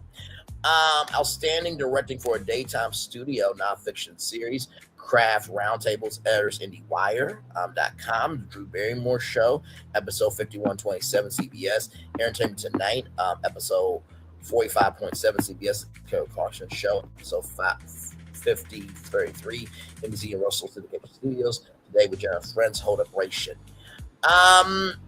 You know, I wonder if that Entertainment Tonight episode was when they were live on location, because that is outstanding directing for daytime. I feel like that 5,033rd episode may be the series finale. I'm probably going to go with Hoda Bration more than likely. That's when Hoda had her last day. Outstanding music direction composition for a daytime program, Beyond the Gates, episode 103, the third episode. Oh, the 103rd episode. Okay, my bad. Hell, misread that. CBS, Half Guitar Will Travel World, the Shit Sound. PBS Half Guitar Will Travel LLC. Kelly Clarkson, episode 5033. NBC, Let Frankie Cook get the band back together. I wonder if that's Frankie Jonas, essentially. Macy's Thanksgiving Day Parade, NBC Peacock. Beyond the Gates. I'm going for Beyond the Gates for the win. Yes, I am. Let's see here. Outstanding technical direction and video for a daytime program. Beyond the Gates, episode 104. Bold and the Beautiful, episode 9511 CBS. Disney Parks Magical Christmas Day Parade. ABC, Jennifer Hudson Show, episode 4041. Warner Bros. Television and Macy's Thanksgiving Day Parade, NBC Peacock. I'm going to go Beyond the Gates, episode 104. By the way, in case you didn't know, come here. The Disney Parks Magical Christmas Day Parade is filmed in November. It's not live. It used to be. I know Josh Jamal is like, you just shut up. Damn. Your existence is entertaining. I just keep it honest, Josh tomorrow. Moving on. Outstanding cinematography or camera work for a daytime production. Disney Parks Magical Christmas Day Parade, France, Made with Love, PBS, General Hospital episode 15,719 ABC, Long Way Home, Lost in Lapland, Apple Long Way Productions, Super Skill with Ava Subeck, They Climb in Skirts, I'm trying to keep up, National Geographic, and True South, Ocean Springs, Missouri, I believe, ESPN. I'm going to go with ESPN on this one, but also, too, I think that France Made with Love is probably more difficult than doing cinematography or camera work for the Disney Parks Christmas Day Parade. Because all you got to do, all right, guys, make sure the castle looks good. All right, snow is falling. People excited, and go. Now, that's not to reduce the work that they do. Y'all stop that. Y'all know without staff and crew, there ain't no Hollywood, okay? So don't get out your feelings. Outstanding editing for a daytime non-studio program, a different breed.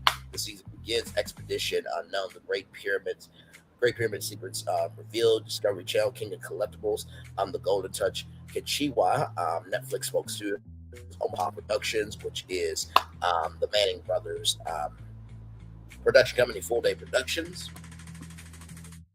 Long Way Home, Deep with the Force, Apple, Wizard of Paws, Buster's New Kicks, BYU TV. I'm going to say King of Collectibles because you remember Pawn Stars or Hardcore Pawn. I think that probably has an energy for editing, like which, collectibles were the best. But also, too, Great Pyramid Secrets revealed, how you edit going through a pyramid and how you take complicated information and reduce it down to the most entertaining fashion as well. So, outstanding editing for a daytime studio program. Craft Roundtables, editors, Indie Wire, The Drew Barrymore Show, 5137, CBS Media Ventures, Extra at the Emmys, Warner Brother Television Group, Kelly Clarkson Show, episode 5033, NBC Universal Syndication Studios. Now, this is the daytime Emmys, right? Of course, Extra at the Emmys would win. It's the Emmy Awards. That wouldn't make any sense for them not to win it. Outstanding sound mixing, sound editing for a pre-recorded daytime program. Bare Feet with Michaela Mazzulli, Wild Atlantic Way, North Ireland. Dream of Europe, London Part 1 with Abbey Road Studios, BBS. Expedition Unknown, Man in Lines of Kenya, Discovery Channel, Forever Young with Dr. Pablo Picard. Wheel of Age, NBC, Long Way Home, Lost in Lapland, Apple. I'm probably going to say Ireland for that one. Now, I know what y'all think. Man, why not Kenya? That could win too, but I'm saying Ireland because of the landscape. The landscape is usually very dense and dark, and you got to deal with color balancing and all the sound editing and stuff like that. So I believe for that one. But I also believe Man in Lines of Kenya could win it too. Outstanding sound mixing and editing for a live daytime program. Jennifer Hudson Show's taped. Okay. So is Young and the Restless, Kelly Clarkson Show, The Bold and the Beautiful. So Bold and the Beautiful episode 9658, CBS, The Jim Russell Show, episode 4039, Warner Bros. Television, Kelly Clarkson Show, 5007, NBC Universal Syndication Studios, Macy's Thanksgiving Day Parade, NBC Peacock, Young and the Restless, episode 13,260, CBS. I will say Macy's Thanksgiving Day Parade for that one. Outstanding Line Direction for a Daytime Program, Beyond the Gate, episode 104, CBS. General Hospital, episode 15,624, ABC. Jennifer Hudson Show, episode 4010. Kelly Clarkson Show, episode 6169, NBC Universal Syndication Studios, Macy's Thanksgiving Day Parade, NBC Peacock. John Baptiste and Cleveland Orchestra, bro, that would be amazing to go to. And that's, wow, okay. Timing is everything. I'm going for Beyond the Gates for the win. Yep, sure am. Outstanding art direction, set decoration, and scenic design for a daytime program. Kelly Clarkson Show, episode 5033, MC Universal Syndication Studios, live with Kelly and Mark. Episode, is that right? 250,414 episode. Wow. All right, now listen, I'm not mad at it. The View episode 6,280. Young and the Restless episode 13,145, and then Young and the Restless, CBS rather for the last one. Young and the Restless episode 13,244, CBS. I'm gonna say the View on that one. I'm gonna say the View. Outstanding costume design and styling for a daytime program. Jennifer Hudson episode 4140, NBC, Warner Bros. Television, Kelly Clarkson Show, NBC Universal Syndication Studios, episode 5033, Macy's Thanksgiving Day Parade, Peacock, NBC Peacock, Young and the Restless episode 13,149 CBS, and Young and the Restless 13,273 CBS. I'm gonna say Macy's Thanksgiving Day Parade on that one. I'm like, hello, costume design and styling for a program. That's a live event. Okay. All right. Outstanding hairstyling and makeup for a daytime program. Beyond the Gates, episode 103, CBS. General Hospital, episode 15,719, ABC. Kelly Clarkson Show, 5,033, MC Universal Syndication Studios. Young and the Restless, episode 13,273, CBS. Beyond the Gates for the win. Outstanding casting for a daytime program. Beyond the Gates, very beyond. Beyond the Gates, ABC, General Hospital, ABC, Young and the Restless, CBS. Beyond the Gates for the win. Thank you very much. Outstanding main talent graphic design for a daytime program. Drew Barrymore Show, CBS Media Adventures, Kelly Clarkson Show, NBC Universal Syndication Studios, and Tamron Hall, Disney Entertainment Distribution. I'm going to say Tamron Hall. So that will be happening in the daytime Emmys on October 30th, streaming live on the official National Academy of Television Arts and Sciences, watch.theemmys.tv, and via the Emmys app. All right. All right. Those are all of the nominations. All right. Let's talk about some Howard Stern, everybody. My Lord Jesus. My Lord, my Lord, my Lord, my Lord, my Lord, my Lord, my Lord. Let me see here.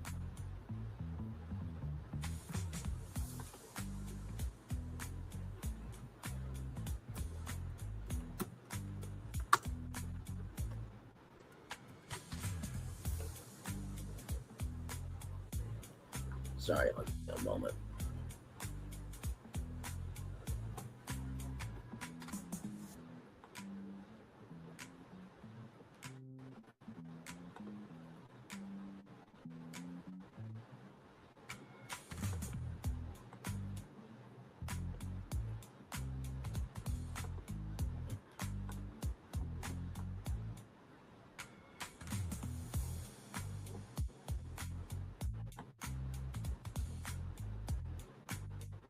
I'm just trying to see something here.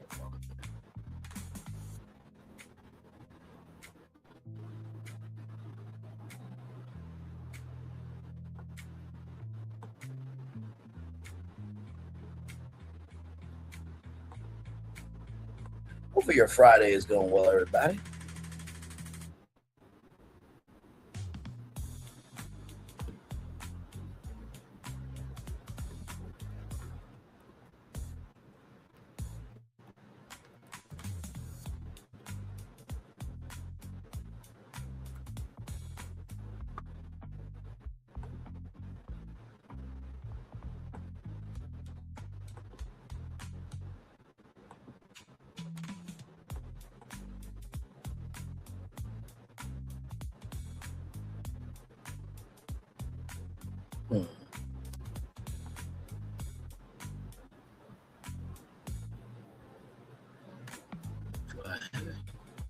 Oh, yes, I do. Okay.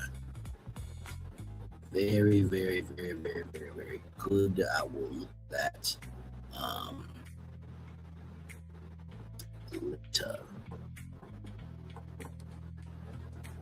Yes, indeed there. All right. Let me pull this up.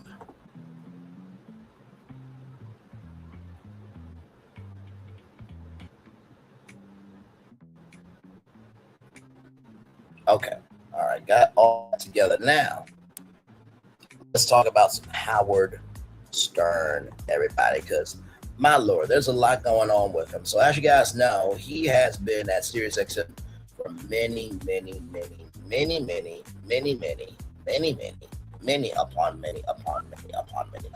years, right?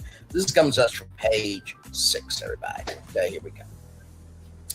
And this is exclusive, okay? So you ain't gonna really see this nowhere else, but take everything with a grain of salt. Now, Howard Stern was with WNBC for a while, and then he moved to CBS Radio. He worked at K-Rock in California, everywhere else, and he was on the E Network, right? So he was on the E Network, and then he got fed up with the FCC fining him and telling him what he should not say. So at the time, it was I believe Sirius Satellite Radio was separate from XM Satellite Radio, right? So they were two separate companies back in the day. I think it was Sirius that he was on.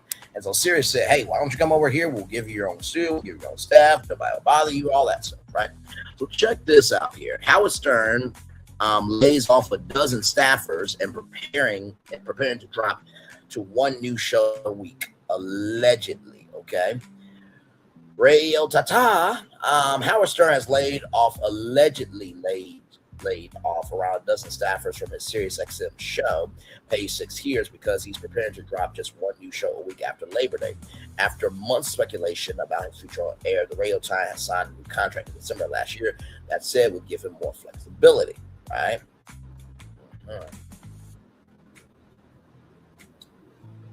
There he is at WNBC. Yes, indeed, there. Oh yeah, we'll talk about that here in a minute.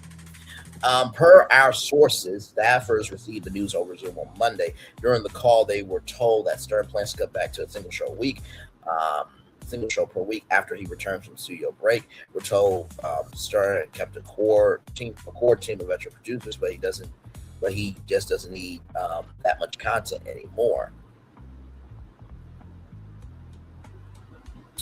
The rest of the airtime is expected to be filled with tape from his vast archive.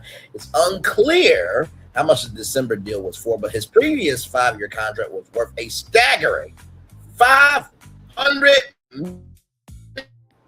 We're told staffers were sent home immediately after the call. Ooh, man, can you imagine that?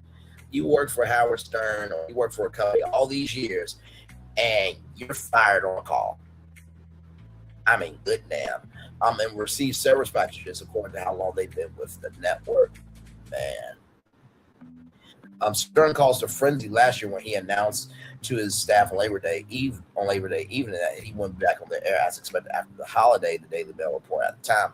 He reportedly skipped the episodes out of frustration with contract negotiations. When he did re-up for another 3 years in December, he said on the show, "I'm happy to announce that I figured out a way to have it all." There is Robin Quivers there and Howard Stern there at a live event there. So more free time and continuing to be on the radio, he added saying his new contract will give him more flexibility. I do like my days off. You know me, I'm never bored. I'm busy every minute. Shortly after the deal was Amy Stern's wife, Beth Stern, said on Andy Cohen's Sirius show, Radio Andy on Sirius XM, I think his new schedule is working out really well for him. So there's Odell Beckham right there.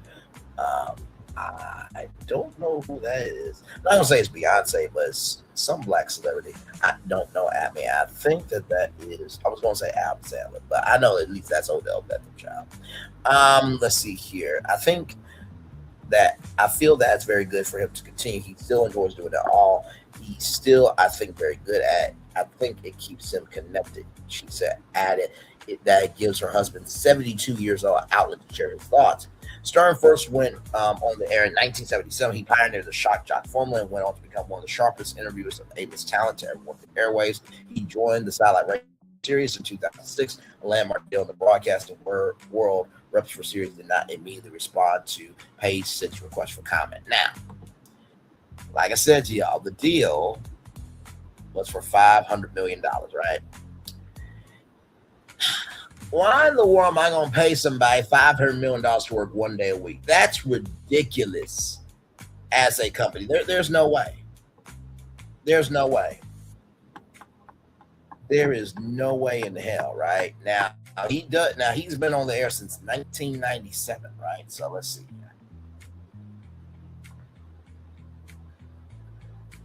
From 1997 to 2026 is how many years? I think it's 1977. From 1977 to 2026 is how many years? So he's been on the air for 50 years, essentially, 49 years, right? So 2027 will be his 50th year. With 50 years of content, I think he's good. He can go down to 1 day a week. The problem is what the Sirius want to do about it. They want to pay him $500 million a year to only work 1 day a year. That's the question. Ooh, my God. Okay, so here is some more intel here, okay? My God, today. That's the thing, working 1 day a week. My God. Oh, man. 1 day a week. That would be like me doing Brainley's virtual tour 1 day a week. Now, I did a radio show called Dr. B Script almost live on Black School Radio, where I was on, I think I was on what? I was on Tuesdays, Thursdays, and Fridays. Those were my days. Now, of course, I wasn't doing it 5 days a week, but every semester you would get your time slot of when you were going to be on, right? And you would be on once a week. So here is this here. The stat, now this is also exclusive from Page Six. The staggering amount, this came out July 15th. Okay, so this is a new article. Staggering amount Howard Stern makes per minute despite cutting radio shows and laying off employees.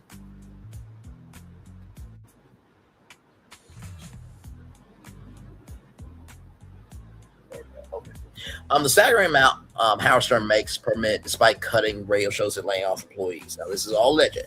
I don't know his bank account, okay? I'm just reading information here, okay? All right. So, Howard Stern will still be earning a hefty paycheck despite cutting down his SiriusXM show to one episode a week and laying off employees. The radio tie-in renewed his contract with SiriusXM for the Howard Stern show, a 3-year deal in December 2025, though the amount for his current contract hasn't been disclosed. He's coming off an eye-popping $500 million a year over 5 years, right? So basically $100 million a year, right? Going off of Stern's previous yearly salary of $100 million a year. His 4 hours a week radio show, he is earning roughly $8,000 per minute. $8,000 a minute. $8,000 a minute, right? Let me see something. How many minutes equal to 4 hours? So 240 minutes, right? Let's do $8,000 times 240 minutes. So that's $1,000,000 $920,000 a day, right? So he makes about $4 million a week. Good day. However, Stern is likely making more a minute as radio personality takes a lengthy summer break every season in addition to other vacations throughout the year. And usually on terrestrial radio, you usually work through the summer, you know what I mean? Like if I did the Brainly morning show, right? I love working so much, especially what I do. I don't mind working Monday through Friday. I really don't. It'll give me something to do. I'm getting paid for it. And I'm getting to connect with people. But let's just say that would be like the Brainly morning show working from August all the way to May, right? So from August of this year all the way to next May, and then we take a summer break, and then we come back in the fall, right? But and I remember this because Wendy Williams, she wanted to work all year, right? Because there was hot topics all year. But in the union, you have to have at least one summer. You have to have at least 1 month off. So that's why, shows like The View, shows like Wendy Williams, Sherry Shepherd, they will work all the way to July, and then they'll be off for the whole month of August. The astounded projected earnings come on the heels of Page Six exclusively reporting that Stern will cut back to a single show a week from 3. So he used to do 4 shows a week, then he cut down to 3. Now he's cutting down to 1. We also report that around a dozen staffers from his SiriusXM show were let go over Zoom on Monday. Man. We're told staffers were sent home immediately after the call and received severance packages based on how long they've been with the network. Stern did keep a team of veteran producers because he just doesn't need that much content anymore. The remainder of airtime will be filled with tape from his archive.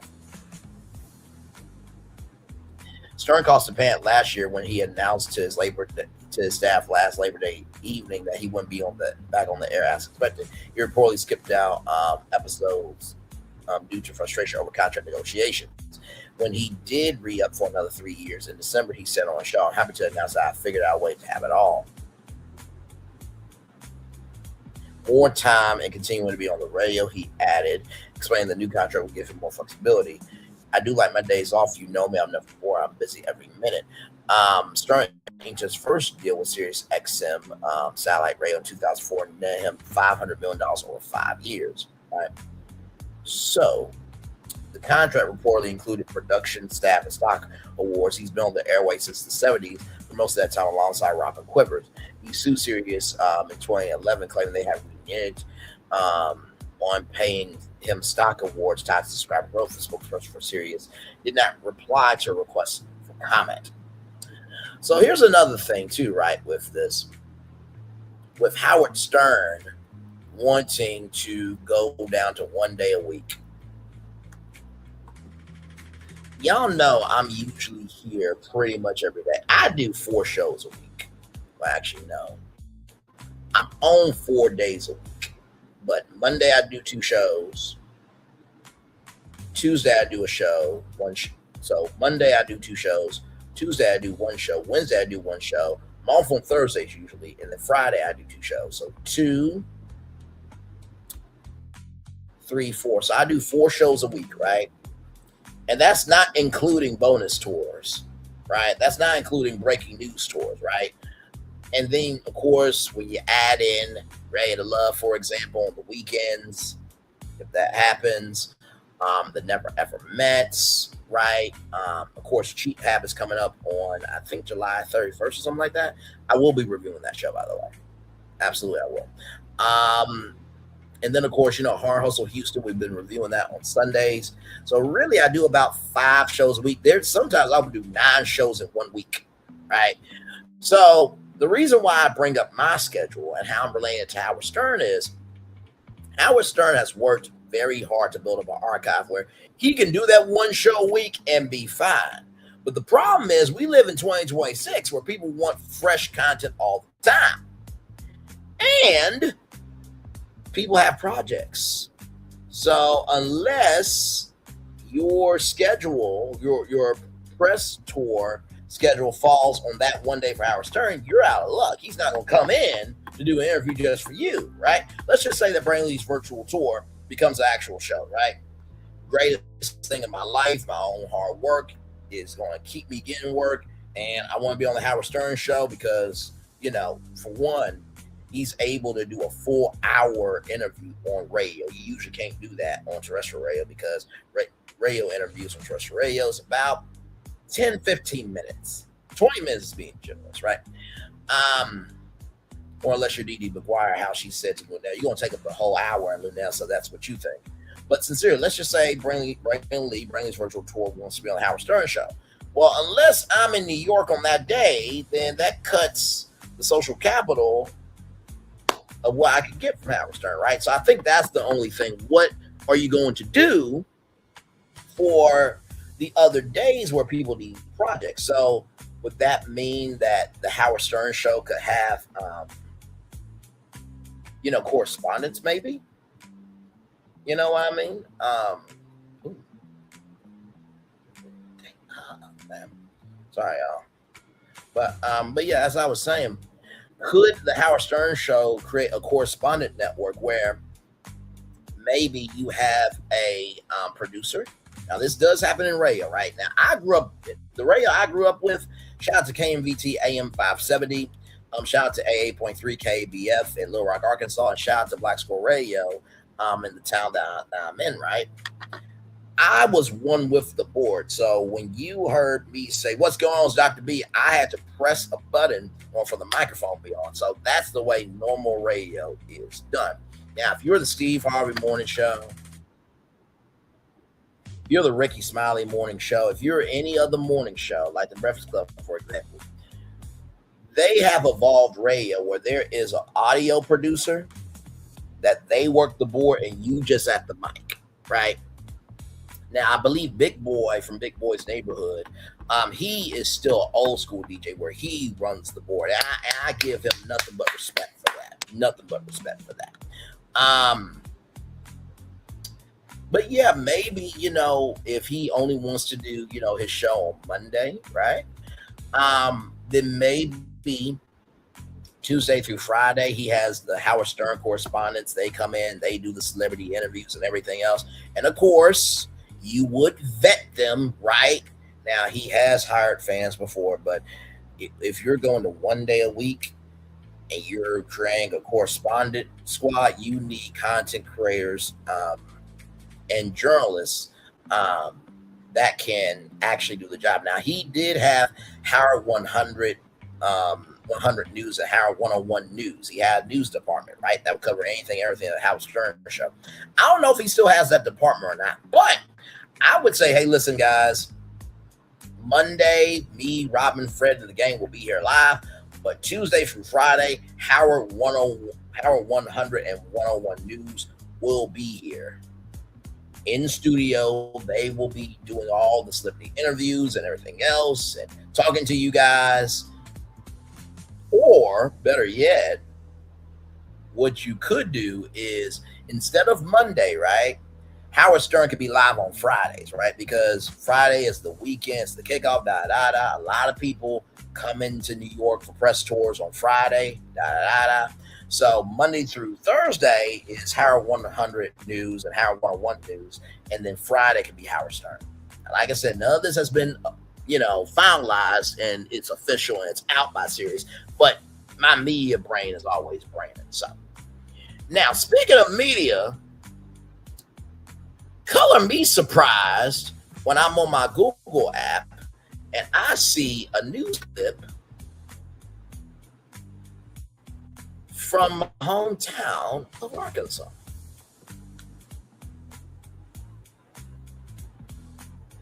Now, I want you to look at this, okay? Now, this is from the Arkansas Times, all right? Arkansas Times is a huge publication in Arkansas. Now, I want you to see this, okay? As it gets over here. Okay, let me make sure y'all can see it.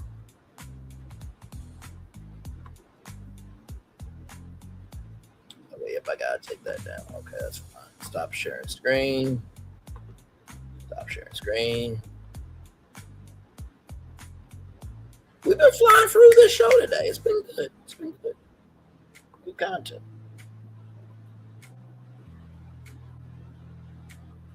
Okay, so here we go, y'all. Let me get this back up here.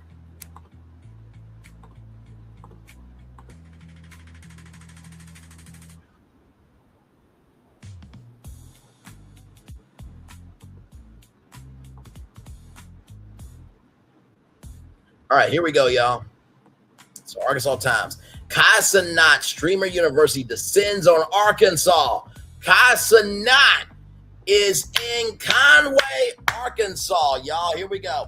Cenat, the largest creator on the massive popular live streaming website Twitch TV, set up shop at Hendrix College in Conway on Wednesday for Streaming University, an annual live stream to promote up-and-coming creators. You might not know Cenat, but the Zoomers in your life almost certainly do. The 24-year-old boasts more than 20 million followers on Twitch, which is a television network at that point. More than any other creator, he draws hundreds of thousands of viewers to live footage of himself playing video games, hanging out with celebrities like Kevin Hart, Snoop Dogg. As I'm writing this, there are more than 690,000 people watching Cenat stream, where he and more than 100 other content creators appear to be at Hendrix College in Conway, Arkansas. Cenat and his production team have disclosed the location, but looking at his live stream, it's clearly the home of the Warriors. Little Rock Hood News. Shout out to Little Rock Hood News, making it to the big leagues of the Arkansas Times.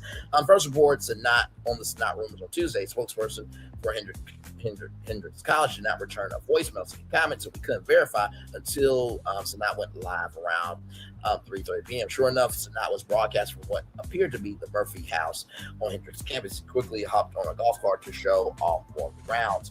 Cenat told viewers not to attempt to enter campus, adding police would be around to nab any interlopers. Initially told studios and small streamers in attendance, hoping to make it big, not to leak the location of the event. His efforts to obscure the location were especially thorough, though, as Cenat showed the map of the campus and referred to buildings by their actual names to an audience of nearly 700,000 people. They'll be right now getting flash go Conway, Arkansas. In addition to the staggering viewing numbers Cenat pulls, he draws massive crowds in real life. In June, auditions for Streaming University at State Farm Arena in Atlanta were shut down over safety concerns after 1,000 people gathered at the stadium hoping to meet Cenat. Cenat was charged with inciting a riot after a 2023 event in New York City that drew thousands of people to Square. I think he was trying to give away game systems at that time. Charges were dropped in 2024 after he agreed to pay restitution and apologize. The first Streaming University event was held last year at the University of Akron in Ohio, where viewers collectively watched the estimated 23 million hours of footage. Cenat will be live streamed from Conway through July 20th. So 16th, 17th, 18th, 19th, and 20th. So 5 days. And I got to tell you, Kai, much love to you, brother. It goes to show we really don't know people that well, because as big as Kai is, right? As big as Kai is, I would think, he would go to, like the University of Miami. He would go to, hang on, y'all. Let me see if I can get back to you outside. There we go. Okay. I would think as big as Cenat is, he will go to the University of Miami. He'll go to New York University. He will go to USC. But the fact that he went to Akron, Ohio, the fact that he went to Conway, Arkansas, he is recognizing that these towns that don't get enough attention also deserve a national stage. So, Kai, you good in my book, brother. You went to my hometown, gave him some love. I appreciate that. Now, let's talk about the Today Show, what happened with the Today Show. Because this is going to lead to our final destination of the day about the March on Washington. So Today Show intruder arrested and allegedly hurled slur at Craig Melvin. This is an exclusive here. So at 11:05 a.m. Pacific time, so that would be 9 a.m. They said 9:19 around that time. NBC News Today tells TMZ there was a security incident this morning at the Today Show studio, and an individual entered an unauthorized area during a vestibule near Studio 1A. The person approached anchor Craig Melvin, who alerted security. The individual was detained, taken into custody by law enforcement without further incident. There was no altercation, no one injured. They continue. Today is fully cooperating with law enforcement as they continue to investigate the matter. NBC and Today take the safety and security of our employees, staff, talent, and guests extremely seriously. We are reviewing protocols. We're reviewing the incident and our security protocols and remain committed to provide a safe and secure environment for everyone who works and visits our studios. A terrifying security breach rocked the Today Show. Thursday morning, stranger breached security and stormed inside the building from the plaza before allegedly lunging at NBC host Craig Melvin. Law enforcement sources tell TMZ the man was asking for Al Roker after somehow slipping past security. We're told that he couldn't find Roker and turned his attention to confront Craig and restrict the area after allegedly lunged at him while yelling the N-word at him with the GR at the end. So here's the thing, right? At the Today Show, I showed y'all the behind the scenes of the Today Show, right? There's like a hallway, right, where it has like the Today Show door on it. Me, you, and other people cannot go through that door unless you are an anchor or you are part of the crew, right? So there's Al Roker. There's Craig Melvin. We're told the incident happened around 9 a.m.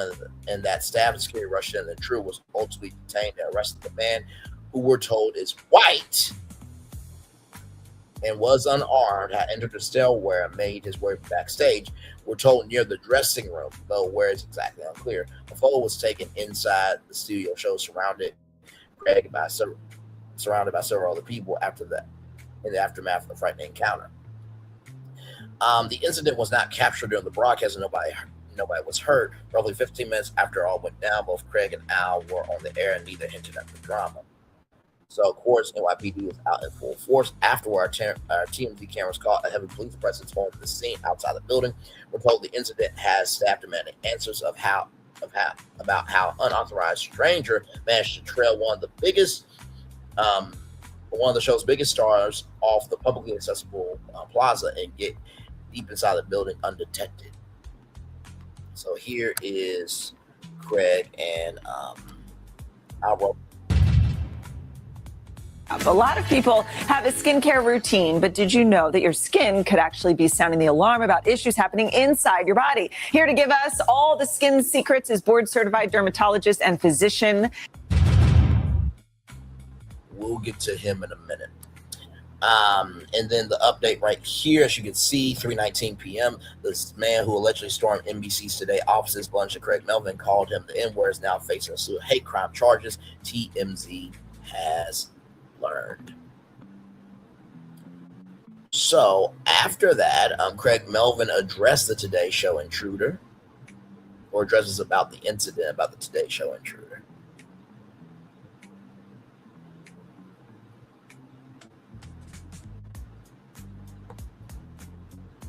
So here we go. Here, we'll watch that clip here in just a little bit. Craig Melvin live on air. Hang on, let me pause it here.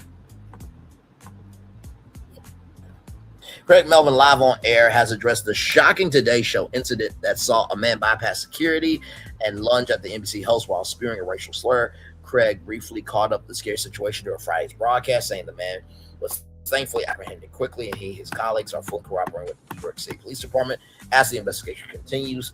He added, "We are just happy that everyone is safe." TMZ broke the news about the intruder yesterday. Law enforcement sources told us the crazy individual originally planned to confront Al Roker, but turned his attention to Craig once Al was nowhere to be found. The man, identified as Andrew Truelove, which, by the way, Andrew was not true in the love that he was giving. What y'all? It was right there. Y'all. It was right there. What was I supposed to do? Has since been arrested. Is now facing a bunch of hate crime charges, such as hate crime burglary, hate crime menacing, hate crime criminal trespassing, harassment charges.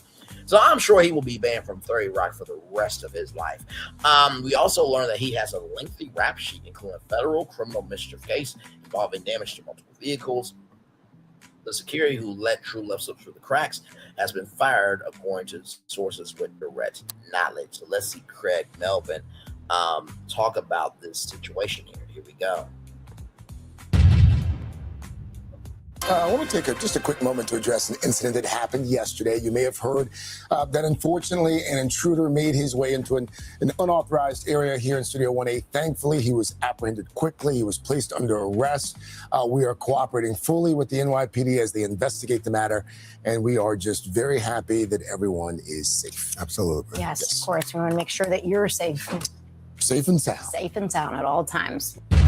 And that is how you continue on with the day. You gotta recognize, y'all, like, as much as we talk about people, we gotta recognize the weight of what we're saying too. Now, I know that some of y'all be like, Brand, I know your ass ain't talking as much as you say out your mouth. Yes, that includes me too. But here's the thing with me, though. I always talk with facts, okay? I don't just say things just to have a platform, okay? Once again, I ain't the one getting notices from YouTube that I don't know how to create original content, okay? I ain't getting those notices, all right? And listen, I know I've been saying that for a while, but I'm going to show you here in a little bit that that's actually a thing that's actually happening to the creator economy on YouTube, okay? So just roll with me here, okay? Here we go.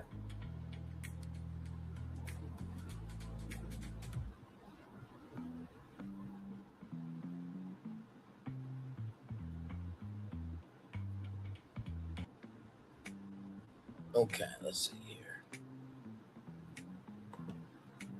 All right, here we go. Today's show, hate crime suspect. Come on now, damn it. There we go. Today's show, hate crime suspect who allegedly targeted Craig Melvin was a homeless ex-con with a long criminal history. This is an exclusive from the New York Post.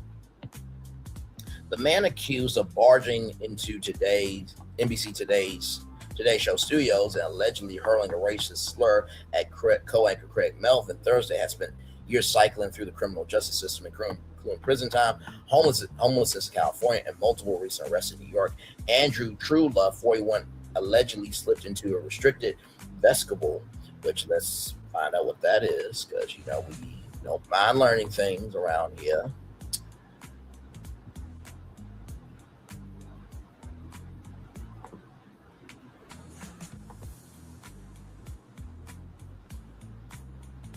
Okay, so right here, in physical security, a security vestibule, also called an entrap, is a restricted double door entry used to prevent unauthorized access, tailgating, or theft. So I believe it's that Today Show door that was in the behind the scenes video. I believe that was the vestibule that they were talking about there. Near Studio 1A at 30 Rockefeller Plaza around 9 a.m. in the Manatee, longtime weatherman Al Roker, law enforcement sources said. Instead, he encountered Melvin and allegedly called him the N-word, and there he is right there. That's the guy. I mean, good. Damn. I would see why he would be upset. I mean, Craig Melvin and Al Roker are both handsome, smooth, and articulate men, and he's just that. Now, of course, his mother didn't swallow him, so, you know, he just is a parasite to society, but that's neither here nor there. And there is Craig with his face looking at me like, now, Braylon, you didn't have to say all that. I'm like, well, Craig, you're a black man on national television, so you can't go there. So that's why I'm here.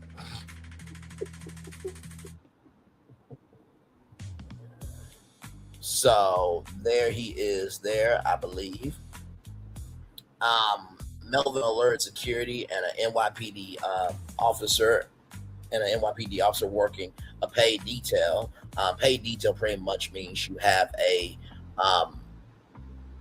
deal with NBC, or you have a deal with a company, so you pay for security detail for the building and everything else. Wendy Williams had that when she was at, I believe it was Chelsea Studios, I believe, in New York. Inside the building, detained Truelove.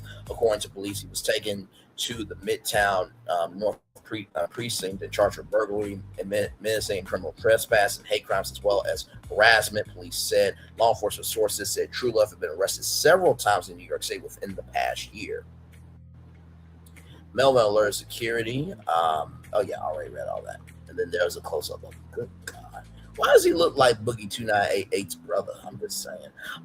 His criminal history stretches back years. In 2023, Truelove was homeless in California after arriving from his native Virginia just 2 days after completing supervised probation, according to the New York Times. Before that, he had served prison time for what was described as a string of felony offenses. So there he is there. There's Al Roker. After landing at LAX, he landed at LAX, John. True Love drifted across California before exhausting most of his money and winding up living on the streets of Southern California. At the time, he said he suffered PTSD and related mood disorder, had no friends or family in the state. He spent much of his time sleeping outdoors and lingering outside 7-Eleven after his plans to launch a social media platform fell apart.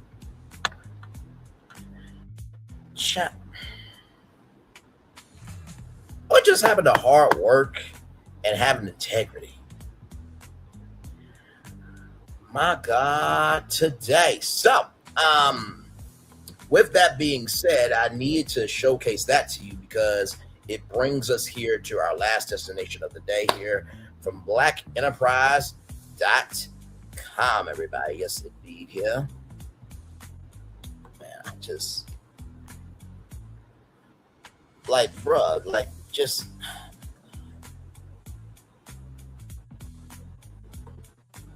Now, of course, if you were trying to say, hey, Craig, or, hey, Al, how it works is during the 8 o'clock hour, they'll come up to the plaza and interact with the Today Show Plaza family, all that stuff. There's a guy named Lenny that's been there for years.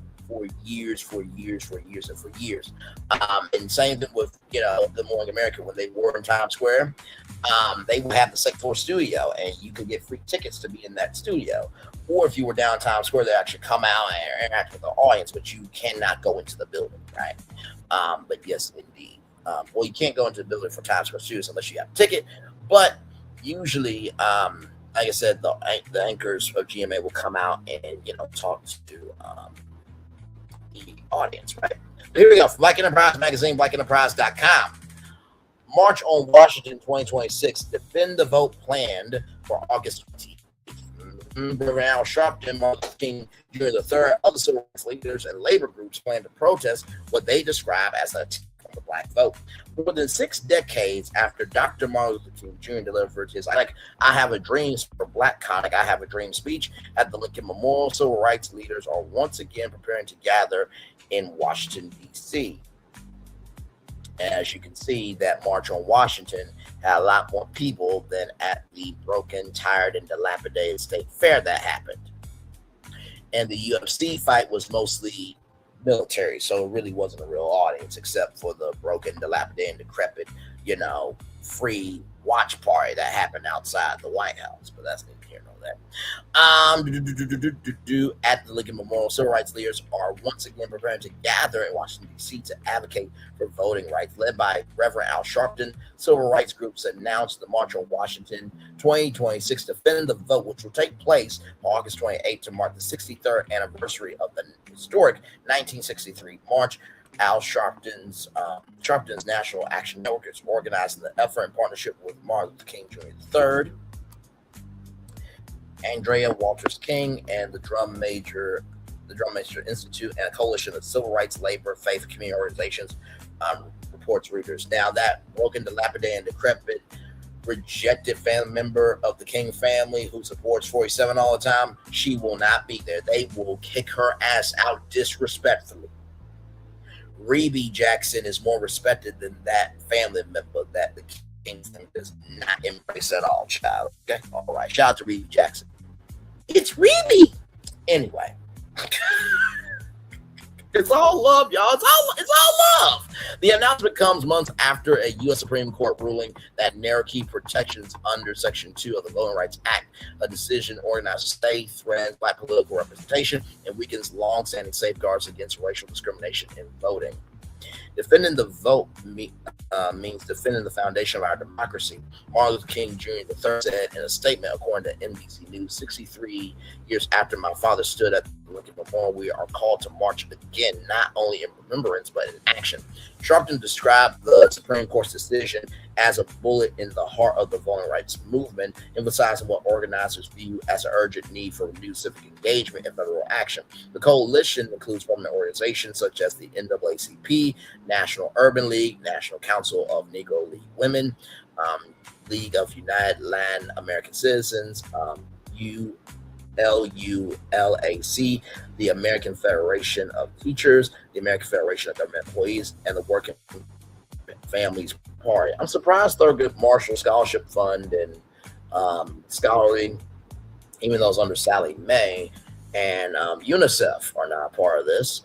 Members of Congress, including the Congressional Black Caucus Chair, Representative Yvette Clarke, Democrat of New York, are also expected to participate. Organizers say the march is intended to honor the legacy of the original March on Washington while drawing attention to the ongoing debates over voting access and representation ahead of the 2026 midterm elections.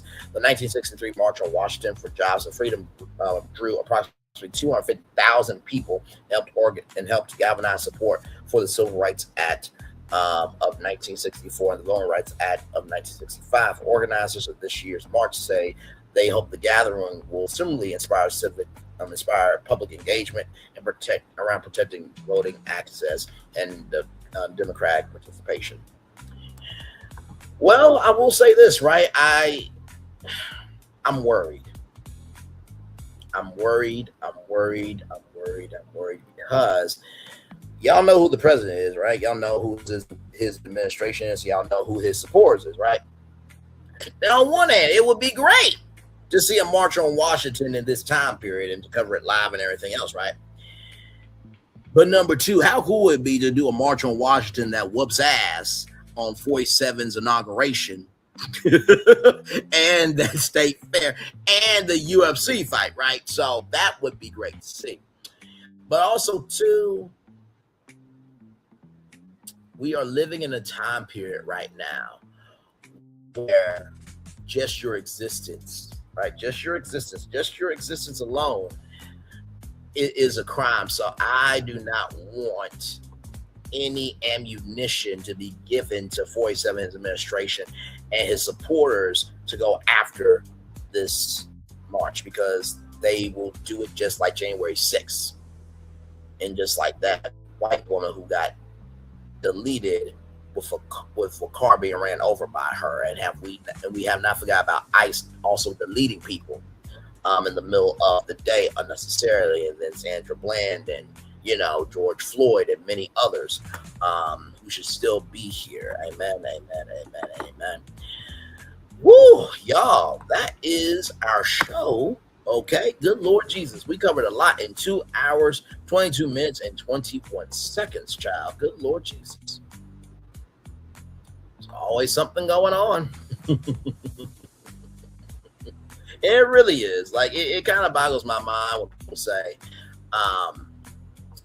man, you know what I mean? Is there anything else really going on in the world? I'm like, yes. You actually do your research, yes. Yes. Now, I do want to bring up something here, because I've been saying for a while, I'm not a person that has, begin notices from YouTube that I don't know how to create original content, right? I've been saying that for a while. And I want to show you something from Tube Filter. Okay. Show you something. These are facts. We don't make it up to have a platform, okay? All right, moving on. Give it a moment, y'all.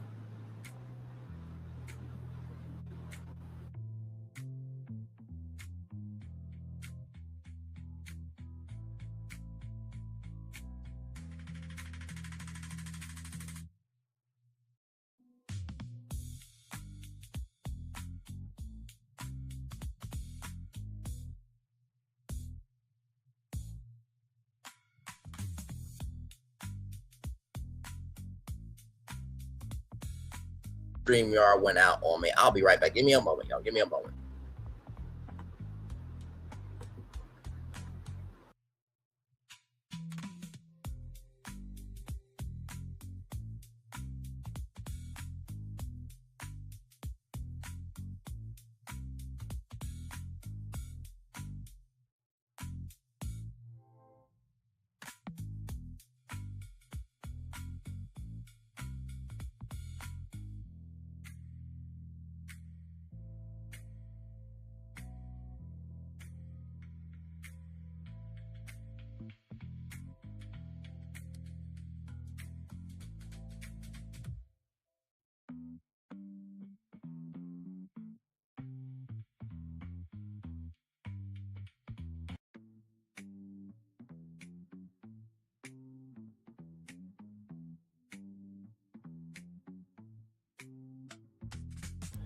Hey y'all, I'm back. I'm so sorry. Stream y'all went out. I got to say before. I got to refresh my thing. Let me see here. Should be able to do it live, I believe. Oh, no, that is the background there. My bad. I meant my virtual background. But you see how I'm able to go to Disney, go to the fountains. Give it a moment, it'll show up. And then, of course, y'all remember, for you old school heads of the channel, it's still right here. Still right here. It's still right here on the highways and the byways of the possibilities of what can be. So, but anyway, as I was saying, so y'all know I've been saying for a while that, you know, I'm not the one getting notices from YouTube that I don't know how to create original content, right? Well, let me just show you from Tube Filter here, okay? Let me show y'all from Tube Filter here.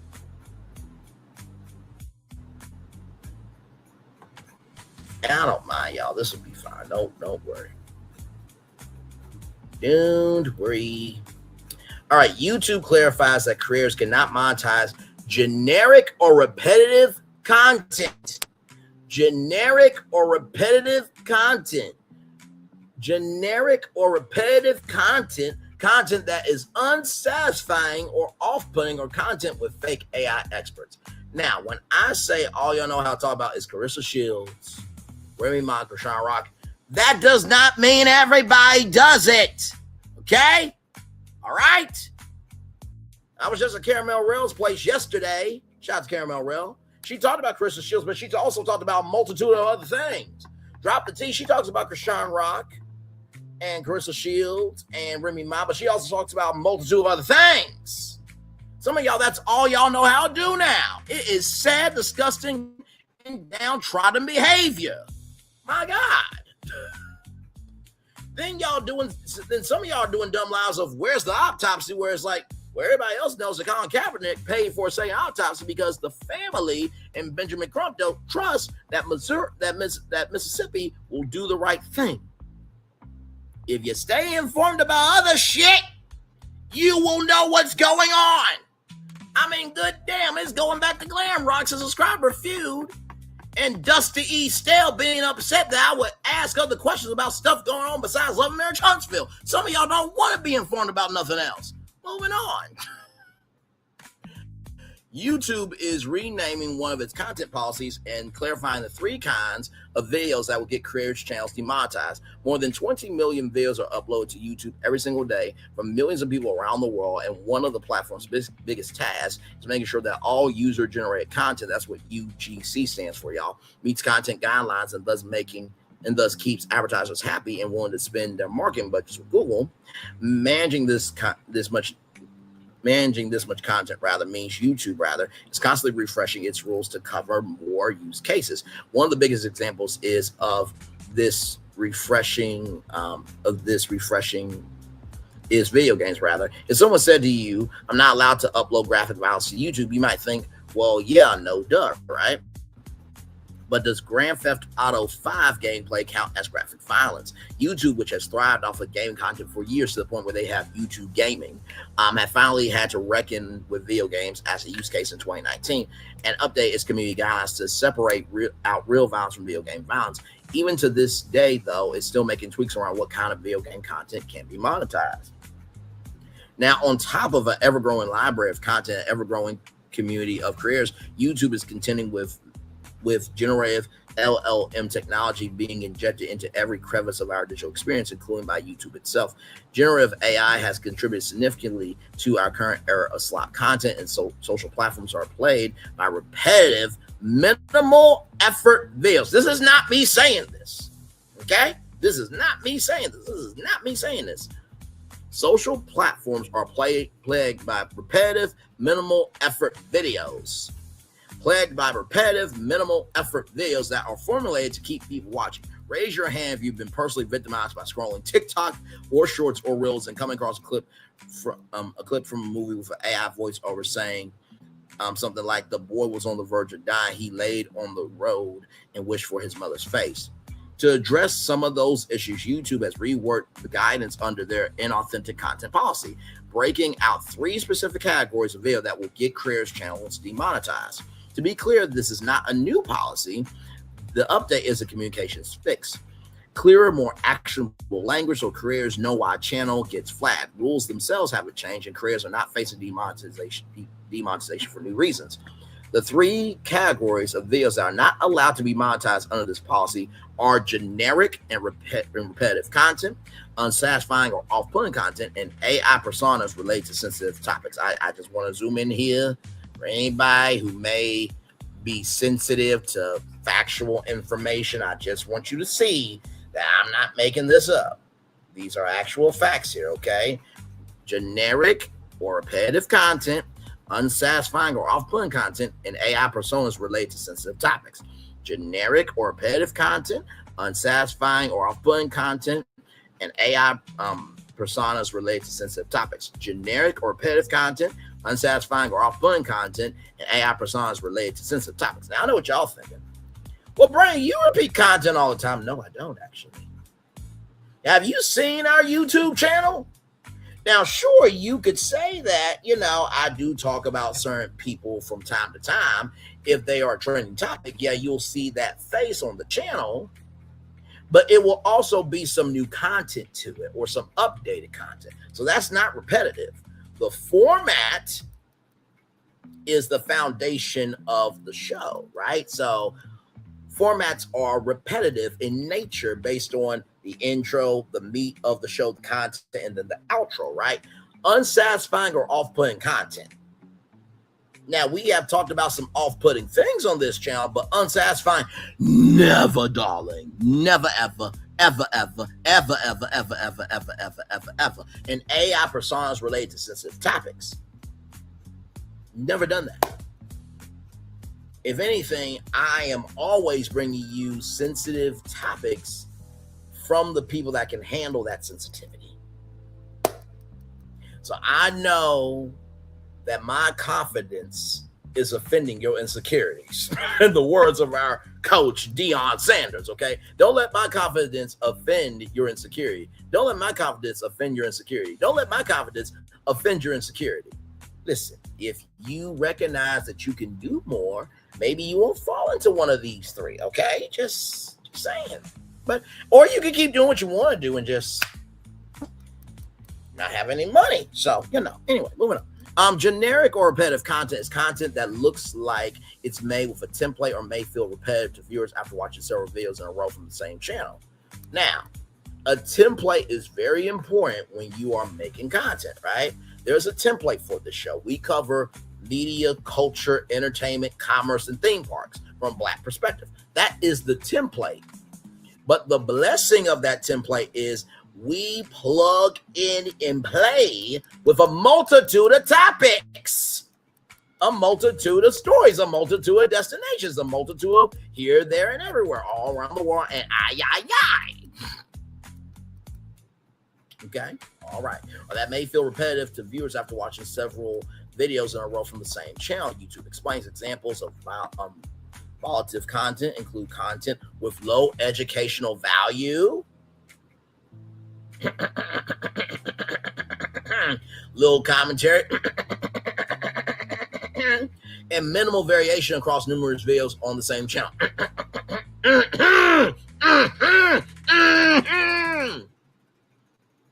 Yes. Videos where the characters are put in the same situation over and over again with the same outcome, image slideshows, templated storylines, and AI-generated content made with generic or original templates, giving the impression of mass production without adding the creator's original, authentic insights or perspective. What do I always say to y'all when it comes to BFP Imagineering? AI is a resource, not the source. AI is a resource, not the source. AI is a resource, not the source. Okay? All right? So we utilize AI to be able to have expanded conversation about theme parks, because myself, Florence, and Phil, we don't have the money to go out there to Florida, go out there to California, and build all this. So we utilize AI to showcase the possibilities of what can be, and then break down the minutia of the web of what it takes to not only create that, but is there a possibility of that coming to reality? That's the original, authentic insights and perspective. Moving on. YouTube says creators can stay within good monetization graces if they make sure to put their own transformative spin on content. This guy does it all the time, so I never worry about this. As for unsatisfying or off-putting content, this is a brand new category, though. Again, this content was already not allowed to be monetized. YouTube describes this content as content that relies heavily on emotionally manipulative formulas. So like posting what you want to post, but then dick popping or pussy popping saying, I didn't want to cover this, right? Is that relying heavily on emotionally manipulative formulas? Maybe, maybe not. Mimicking existing formats or stories to a degree that the videos feel interchangeable or appears to designed to shock or surprise viewers for the sole purpose of getting views. Okay, then. Examples ran by YouTube include content that repeatedly uses disturbing themes such as violence or loss without building or a cohesive narrative. Channels that heavily rely on generic templates or emotionally manipulated themes like a series of repetitive scenarios of animals and exaggerated distress or peril. Would that mean Poetic Flacco? Because he has like the same thumbnail all the time of like people crying all the time. But I'm just asking questions. No shade, no hate, no dragorization. Content that lacks a clear narrative arc or logical progression, such as videos that stitch together unrelated or inconsistent AI clips to surprise or shock viewers. Content that use deceptive or misleading imagery or narratives, such as realistic visuals, tricking viewers to believing a fake celebrity death or natural disaster has occurred. So clickbaiting. So clickbaiting now has a heavy weight in terms of consequences. Consequences! Shout to Key and Bill. The third and last category pinpoints AI. YouTube is obviously cool with creators putting AI people in their videos, especially if those creators are using Google's own tools to do it. And AI and YouTube are coming together rather more and more. But says issues arise when creators are using AI to speak on sensitive topics that can have real world consequences. This includes any content that presents itself as a human expert, providing advice to viewers on topics such as health, legal issues, finances, or politics. YouTube explains. To protect viewers who may be confused or otherwise negatively impacted by this content, channels uploading this content will not be allowed to monetize. As you probably expect, grounds for demonetization are things like videos where an AI doctor is supposed to talks up supposed wellness remedies, an AI podcast host giving out financial tips, or an AI lawyer giving legal advice. While there are no material changes here in what YouTube allows, this updated policy should give creators a clearer idea of what they are allowed to monetize and give viewers an idea of what sort of content they should be reporting. So, just in case you want to actually be something in life, it's important to know what's going on. So that's why we do what we do over here. Okay, all right, just moving on. Some of y'all are allergic to facts, but moving on. Finally, everybody, this story right here, we don't hear too many, stories like this, right? We don't really hear too many stories like this, so definitely want to showcase this to y'all.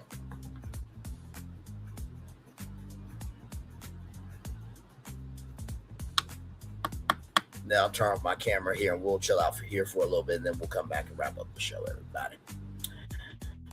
Man, what a tour this morning, this afternoon. Okay, here we go.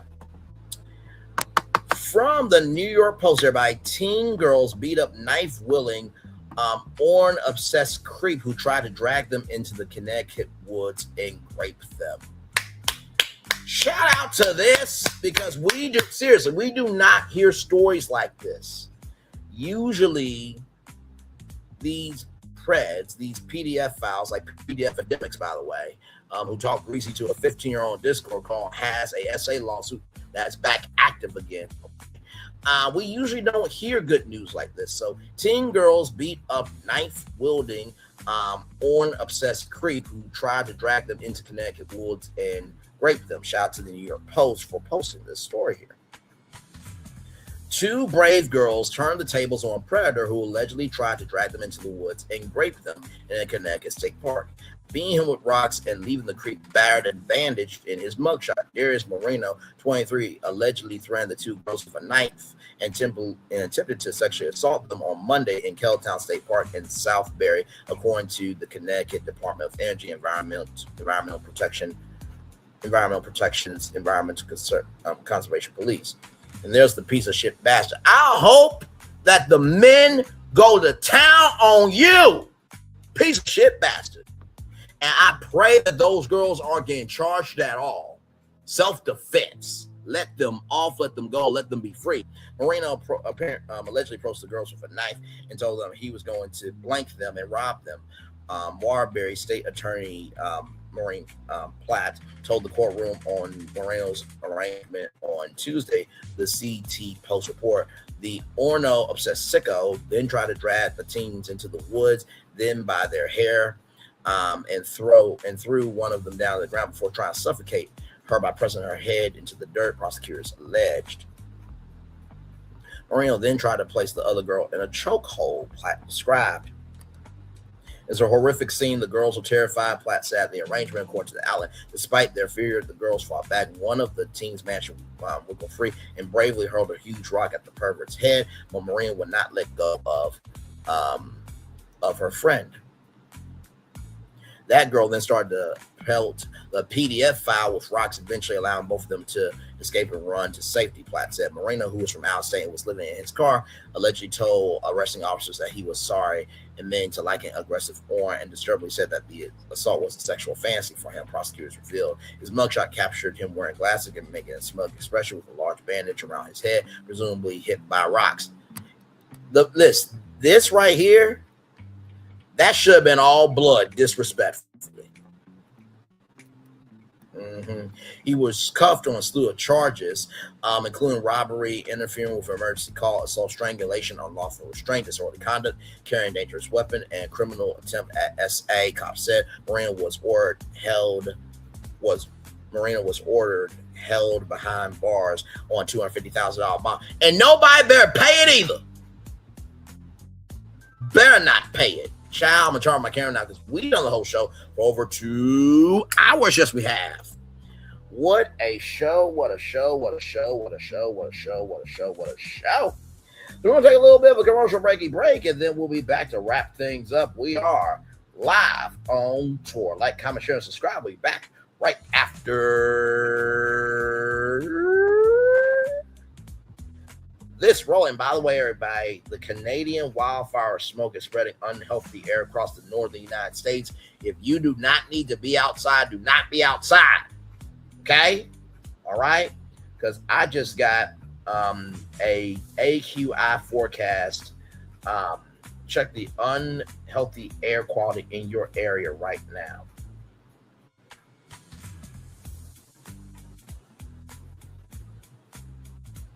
And y'all, that can actually damage you. So right now,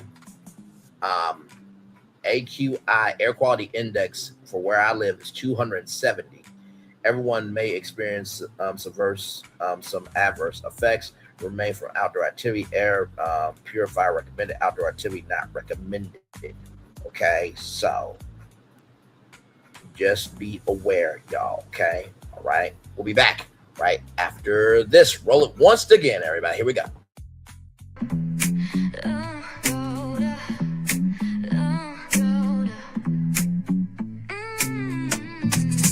Lights go low, the city goes high. Stories untold under moonlit skies. Way lonely, got the vibe, got the flow for the culture. Yeah, you already know. Turn it up, lean back, feel the breeze. Late night truths drifting through the trees. It's for the culture, by the culture. Braylon Lee's got the soul to show ya. Breaking it down, lifting it higher. Feel the rhythm, spark the fire. Headlines flip with a soulful twist. Behind the scenes where the magic sits. It's the heartbeat of the now and the then, where the story starts and never ends. Tune in.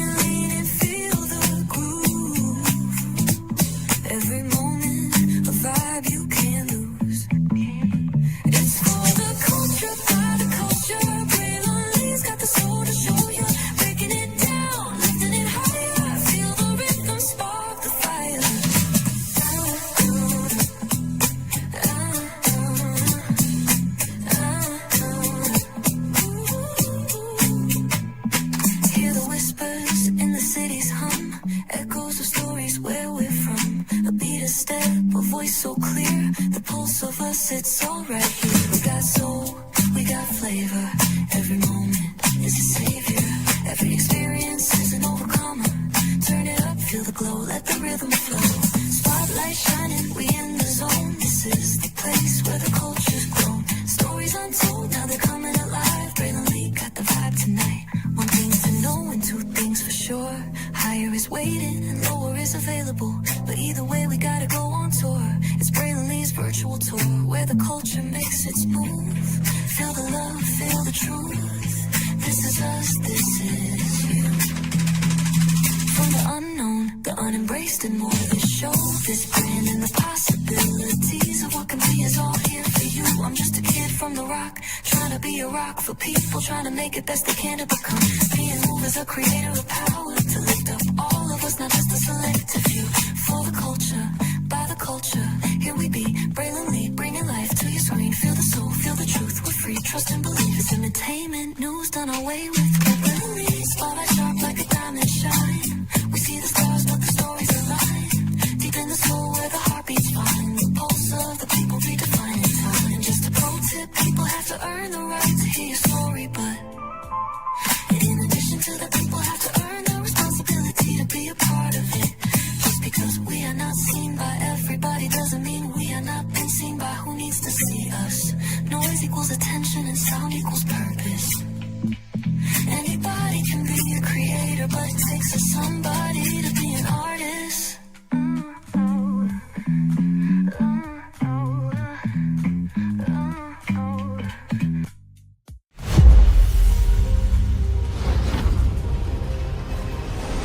Beyond this gate, find gardens green and epic worlds to fill your dreams.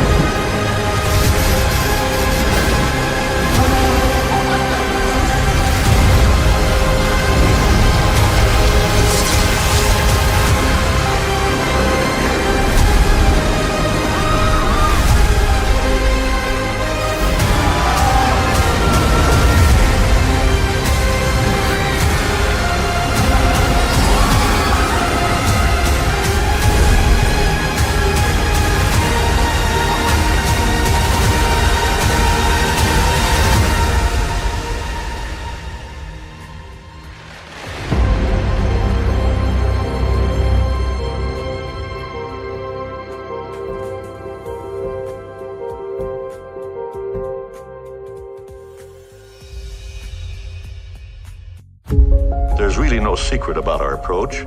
We keep moving forward. With the hope that it will be a source of joy and inspiration to all the world. In Disney's 102-year history, there have been many defining moments and countless achievements. Today, we celebrate another thrilling moment, the creation of a spectacular new Disney theme park resort coming to Abu Dhabi.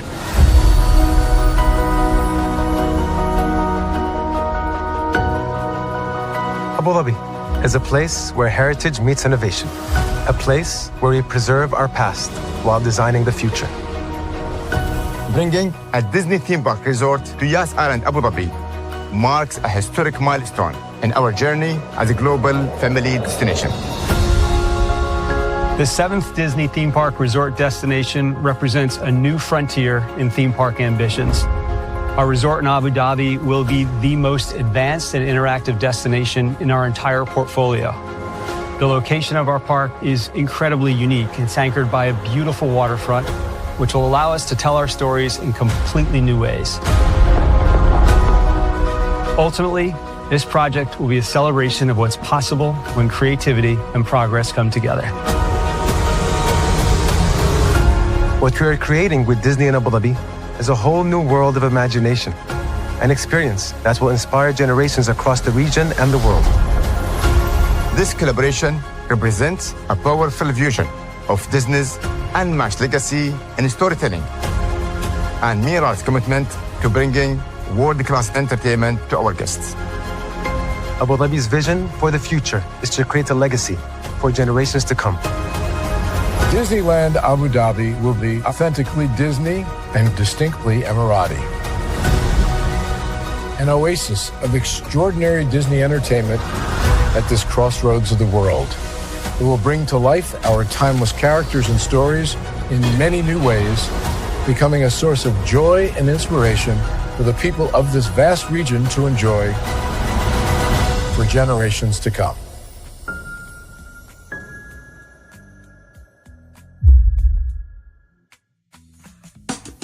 Caesar.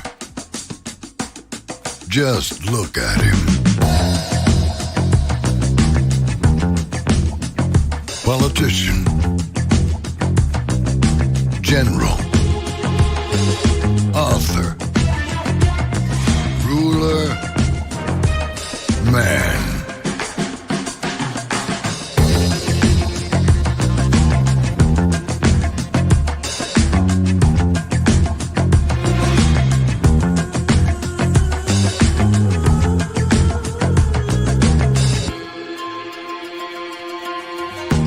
Legend has it, he's not only stared into the belly of the beast,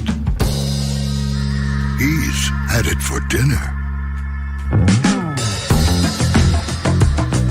Here he's free to relax, or party, or relax, or party, or relax, and party. His is a world of opulence,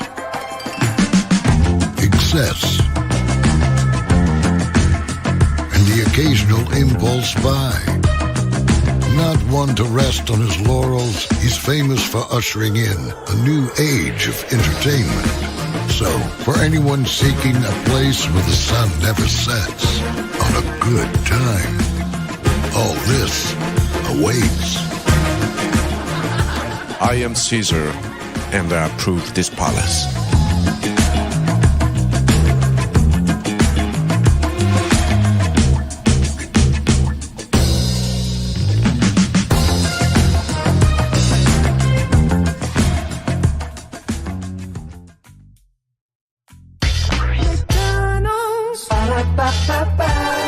I'm loving it.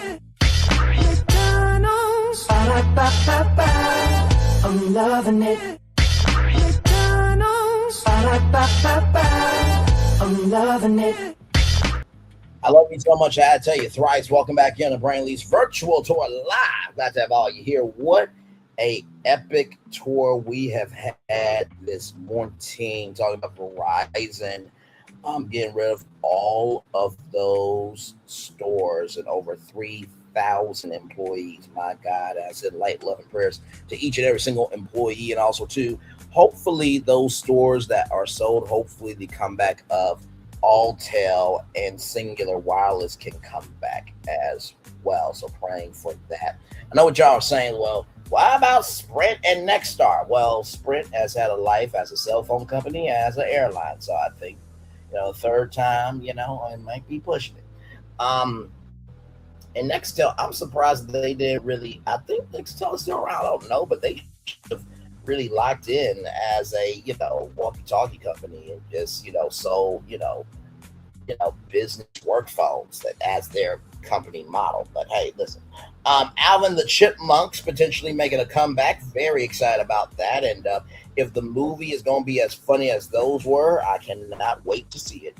The Boseman family making it do what it do with Boseman Family LLC. I think that is a beautiful thing, and hopefully we'll see movies and TV shows and a lot more coming out soon. I'm sure that they will collaborate with Courtney B. Vance and Angela Bassett's production company as well.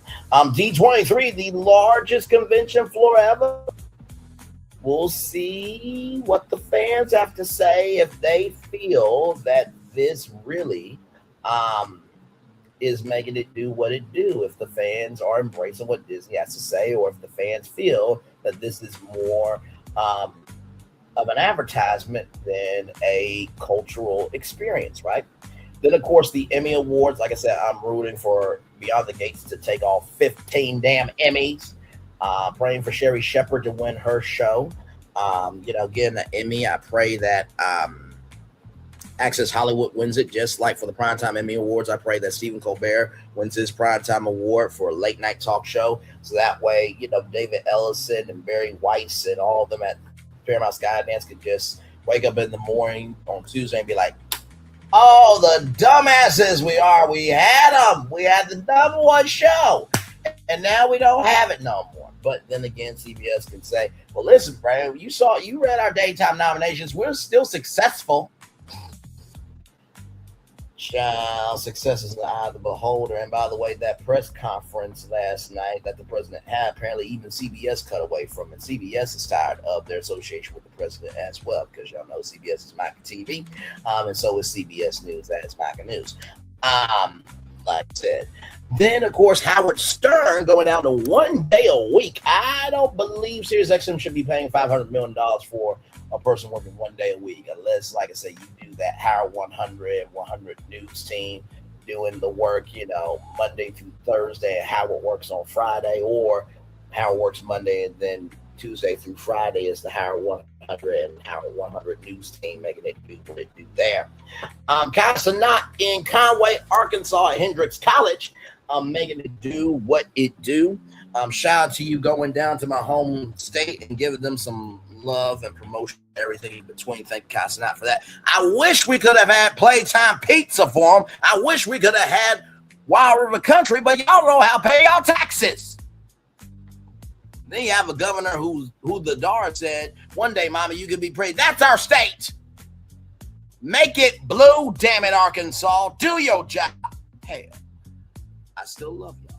And then, of course, Craig Melvin, Al Roker, and the NBC Today Show family sending light, love, and prayers to everybody involved, including the staff and crew. I'm glad that piece of shit bastard is in jail. And then the March on Washington. Martin Luther King Jr. did say, I'm tired of marching. Y'all have seen the clip many times. I believe that this march is very important, but also, too, let's have our head on a swivel, and let's make sure that we are flexible to defend the March on Washington, just in case it goes there, because you never know, child. And I also, too, like I said, congratulations on YouTube standing up for one, quality over quantity. Shout out to that. And also to shout out to those two young ladies for being that piece of shit bastard as well. And hopefully they will not put him, hopefully nobody will pay that $250,000 bond. Whoever pays that $250,000 bond, you also deserve to get your ass whooped. So with that being said, that is it for me. One love, much love, all love. I feel love is sending right back to you. I'll be back here tonight a little bit later on at 6 p.m. for some type of show. I will let the day evolve. Like I said,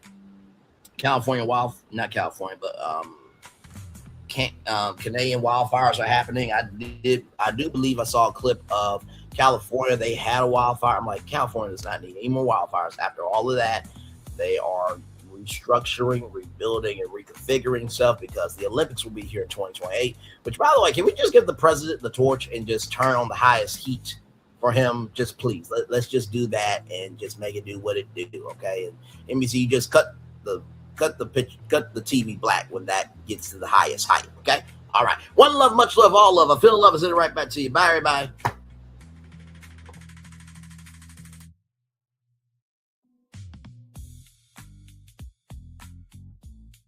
I thought I should tell you, they've been talking about you. Yeah, they've been talking about you. They've been talking about the fact that they've done everything they could to stop you and everything they could to block you, but you still win. They've been talking about the fact that they have undermined your success and they have tried to sabotage your seasons, but you keep winning. They've been talking about the fact that even though they don't like each other, they get together to try to kill you, but you keep winning. They've been talking about the fact that you were voted least likely to succeed, but like cream, you keep rising to the top. They've been talking about how they tried to burn your world down, but like the phoenix, you rose from the ashes. They've been talking about you. And you know what they say? Oh, she's just lucky. He's just lucky. But no, you ain't lucky. You're anointed. You got something on you. You got favor on you. You got power on you. You were born to win. Now they can call it luck, but it's grace. They can call it luck, but it's favor. But whatever they call it, it doesn't matter because you know what God calls you? Do you know what God calls you? A winner. I thought I should tell you, they've been talking about you. Yeah, they've been talking about you. They've been talking about the fact that they've done everything they could to stop you and everything they could to block you, but you still win. They've been talking about the fact that they have undermined your success and they have tried to sabotage your seasons, but you keep winning. They've been talking about the fact that even though they don't like each other, they get together to try to kill you, but you keep winning. They've been talking about the fact that you were voted least likely to succeed, but like cream, you keep rising to the top. They've been talking about how they tried to burn your world down, but like the phoenix, you rose from the ashes. They've been talking about you. And you know what they say? Oh, she's just lucky. He's just lucky. But no, you ain't lucky. You're anointed. You got something on you. You got favor on you. You got power on you. You were born to win. Now they can call it luck, but it's grace. They can call it luck, but it's favor. But whatever they call it, it doesn't matter because you know what God calls you? Do you know what God calls you? A winner. I thought I should tell you, they've been talking about you. Yeah, they've been talking about you. They've been talking about the fact that they've done everything they could to stop you and everything they could to block you, but you still win. They've been talking about the fact that they have undermined your success and they have tried to sabotage your seasons, but you keep winning. They've been talking about the fact that even though they don't like each other, they get together to try to kill you, but you keep winning. They've been talking about the fact that you were voted least likely to succeed, but like cream, you keep rising to the top. They've been talking about how they tried to burn your world down, but like the phoenix, you rose from the ashes. They've been talking about you. And you know what they say? Oh, she's just lucky. He's just lucky. But no, you ain't lucky. You're anointed. You got something on you. You got favor on you. You got power on you. You were born to win. Now they can call it luck, but it's grace. They can call it luck, but it's favor. But whatever they call it, it doesn't matter, because you know what God calls you? Do you know what God calls you? A winner.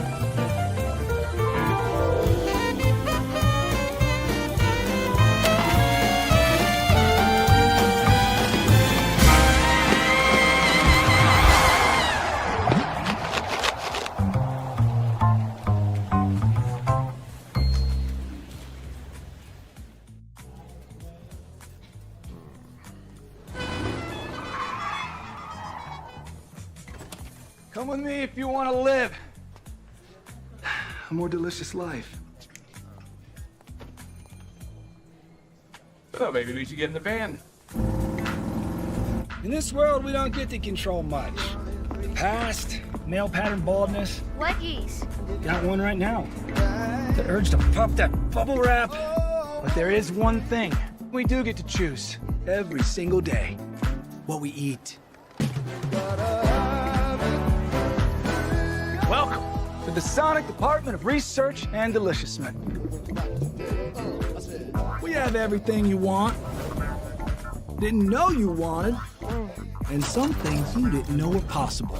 Because we believe if you're not having fun, you're not living free. So come on, let's live a little. Prepare for a journey beyond imagination, beyond belief, beyond anything you've experienced before. Universal Epic Universe, a new theme park where you'll step through extraordinary portals to 5 immersive worlds. Prepare for a cosmic voyage of discovery, an isle of fire-breathing excitement, a shadowy world of monsters and mystery, new wonders in the wizarding world, and a new way to play. Plus the splendor of a magnificent resort hotel overlooking the park. It's all new excitement at Universal Orlando Resort. A week's worth of vacation thrills with 4 amazing theme parks, a variety of spectacular themed hotels, and incredible dining and entertainment. It's all at Universal Orlando Resort, where you'll find new adventures every day. Explore the astonishing worlds of Universal Epic Universe at Universal Orlando Resort. Because here's the thing, a good streamer can find other content. Because here's the thing, a good streamer can find other content. Because here's the thing, a good streamer can find other content. Because here's the thing, a good streamer can find other content. Because here's the thing, a good streamer can find other content. Because here's the thing, a good streamer can find other content. Because here's the thing, a good streamer can find other content. Because here's the thing, a good streamer can find other content. Because here's the thing, a good streamer can find other content. Because here's the thing, a good streamer can find other content. Because here's the thing, a good streamer can find other content. Because here's the thing, a good streamer can find other content. I have been moving on my own accord, covering Black culture. There is more to life. I heard that, friend. Braylon, shout out to Braylon. Make sure y'all go follow Braylon in case y'all haven't. I love your content. I have been moving on my own accord, covering Black culture. There is more to life. I heard that, friend. Braylon, shout out to Braylon. Make sure y'all go follow Braylon in case y'all haven't. I love your content. I have been moving on my own accord, covering Black culture. There is more to life. I heard that, friend. Braylon, shout out to Braylon. Make sure y'all go follow Braylon in case y'all haven't. I love your content. I have been moving on my own accord, covering Black culture. There is more to life. I heard that, friend. Braylon, shout out to Braylon. Make sure y'all go follow Braylon in case y'all haven't. I love your content. I have been moving on my own accord, covering Black culture. There is more to life. I heard that, friend. Braylon, shout out to Braylon. Make sure y'all go follow Braylon in case y'all haven't. I love your content. Child, Braylon been over there doing his thing, minding his GD business, staying out of trouble, trying to get the folks some positive stuff to talk about. Besides lying all the damn time.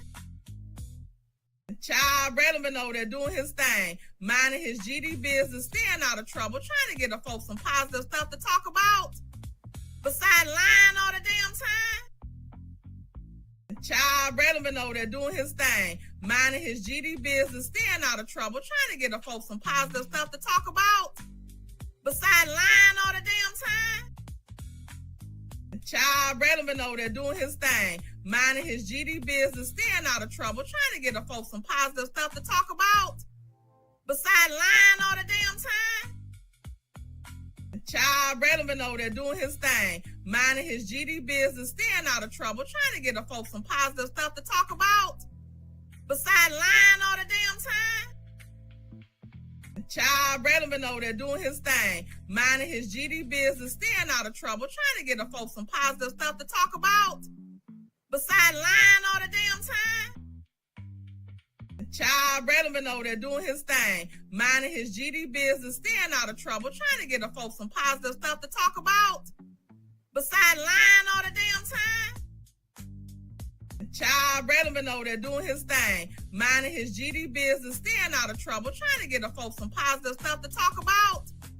Besides lying all the damn time. Child, Braylon been over there doing his thing, minding his GD business, staying out of trouble, trying to get the folks some positive stuff to talk about. Besides lying all the damn time. Child, Braylon been over there doing his thing, minding his GD business, staying out of trouble, trying to get the folks some positive stuff to talk about. Besides lying all the damn time.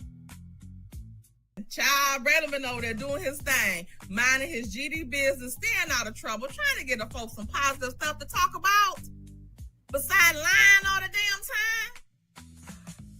Child, Braylon been over there doing his thing, minding his GD business, staying out of trouble, trying to get the folks some positive stuff to talk about. Besides lying all the damn time. Child, Braylon been over there doing his thing, minding his GD business, staying out of trouble, trying to get the folks some positive stuff to talk about. Besides lying all the damn time. Child, Braylon been over there doing his thing, minding his GD business, staying out of trouble, trying to get the folks some positive stuff to talk about. Besides lying all the damn time. Child, Braylon been over there doing his thing, minding his GD business, staying out of trouble, trying to get the folks some positive stuff to talk about. Besides lying all the damn time. Child, Braylon been over there doing his thing, minding his GD business, staying out of trouble, trying to get the folks some positive stuff to talk about. Besides lying all the damn time. Child, Braylon been over there doing his thing, minding his GD business, staying out of trouble, trying to get the folks some positive stuff to talk about. Besides lying all the damn time. Child, Braylon been over there doing his thing, minding his GD business, staying out of trouble, trying to get the folks some positive stuff to talk about. Besides lying all the damn time. Minding his GD business, staying out of trouble, trying to get the folks some positive stuff to talk about. Besides lying all the damn time. Child, Braylon been over there doing his thing, minding his GD business, staying out of trouble, trying to get the folks some positive stuff to talk about. Besides lying all the damn time.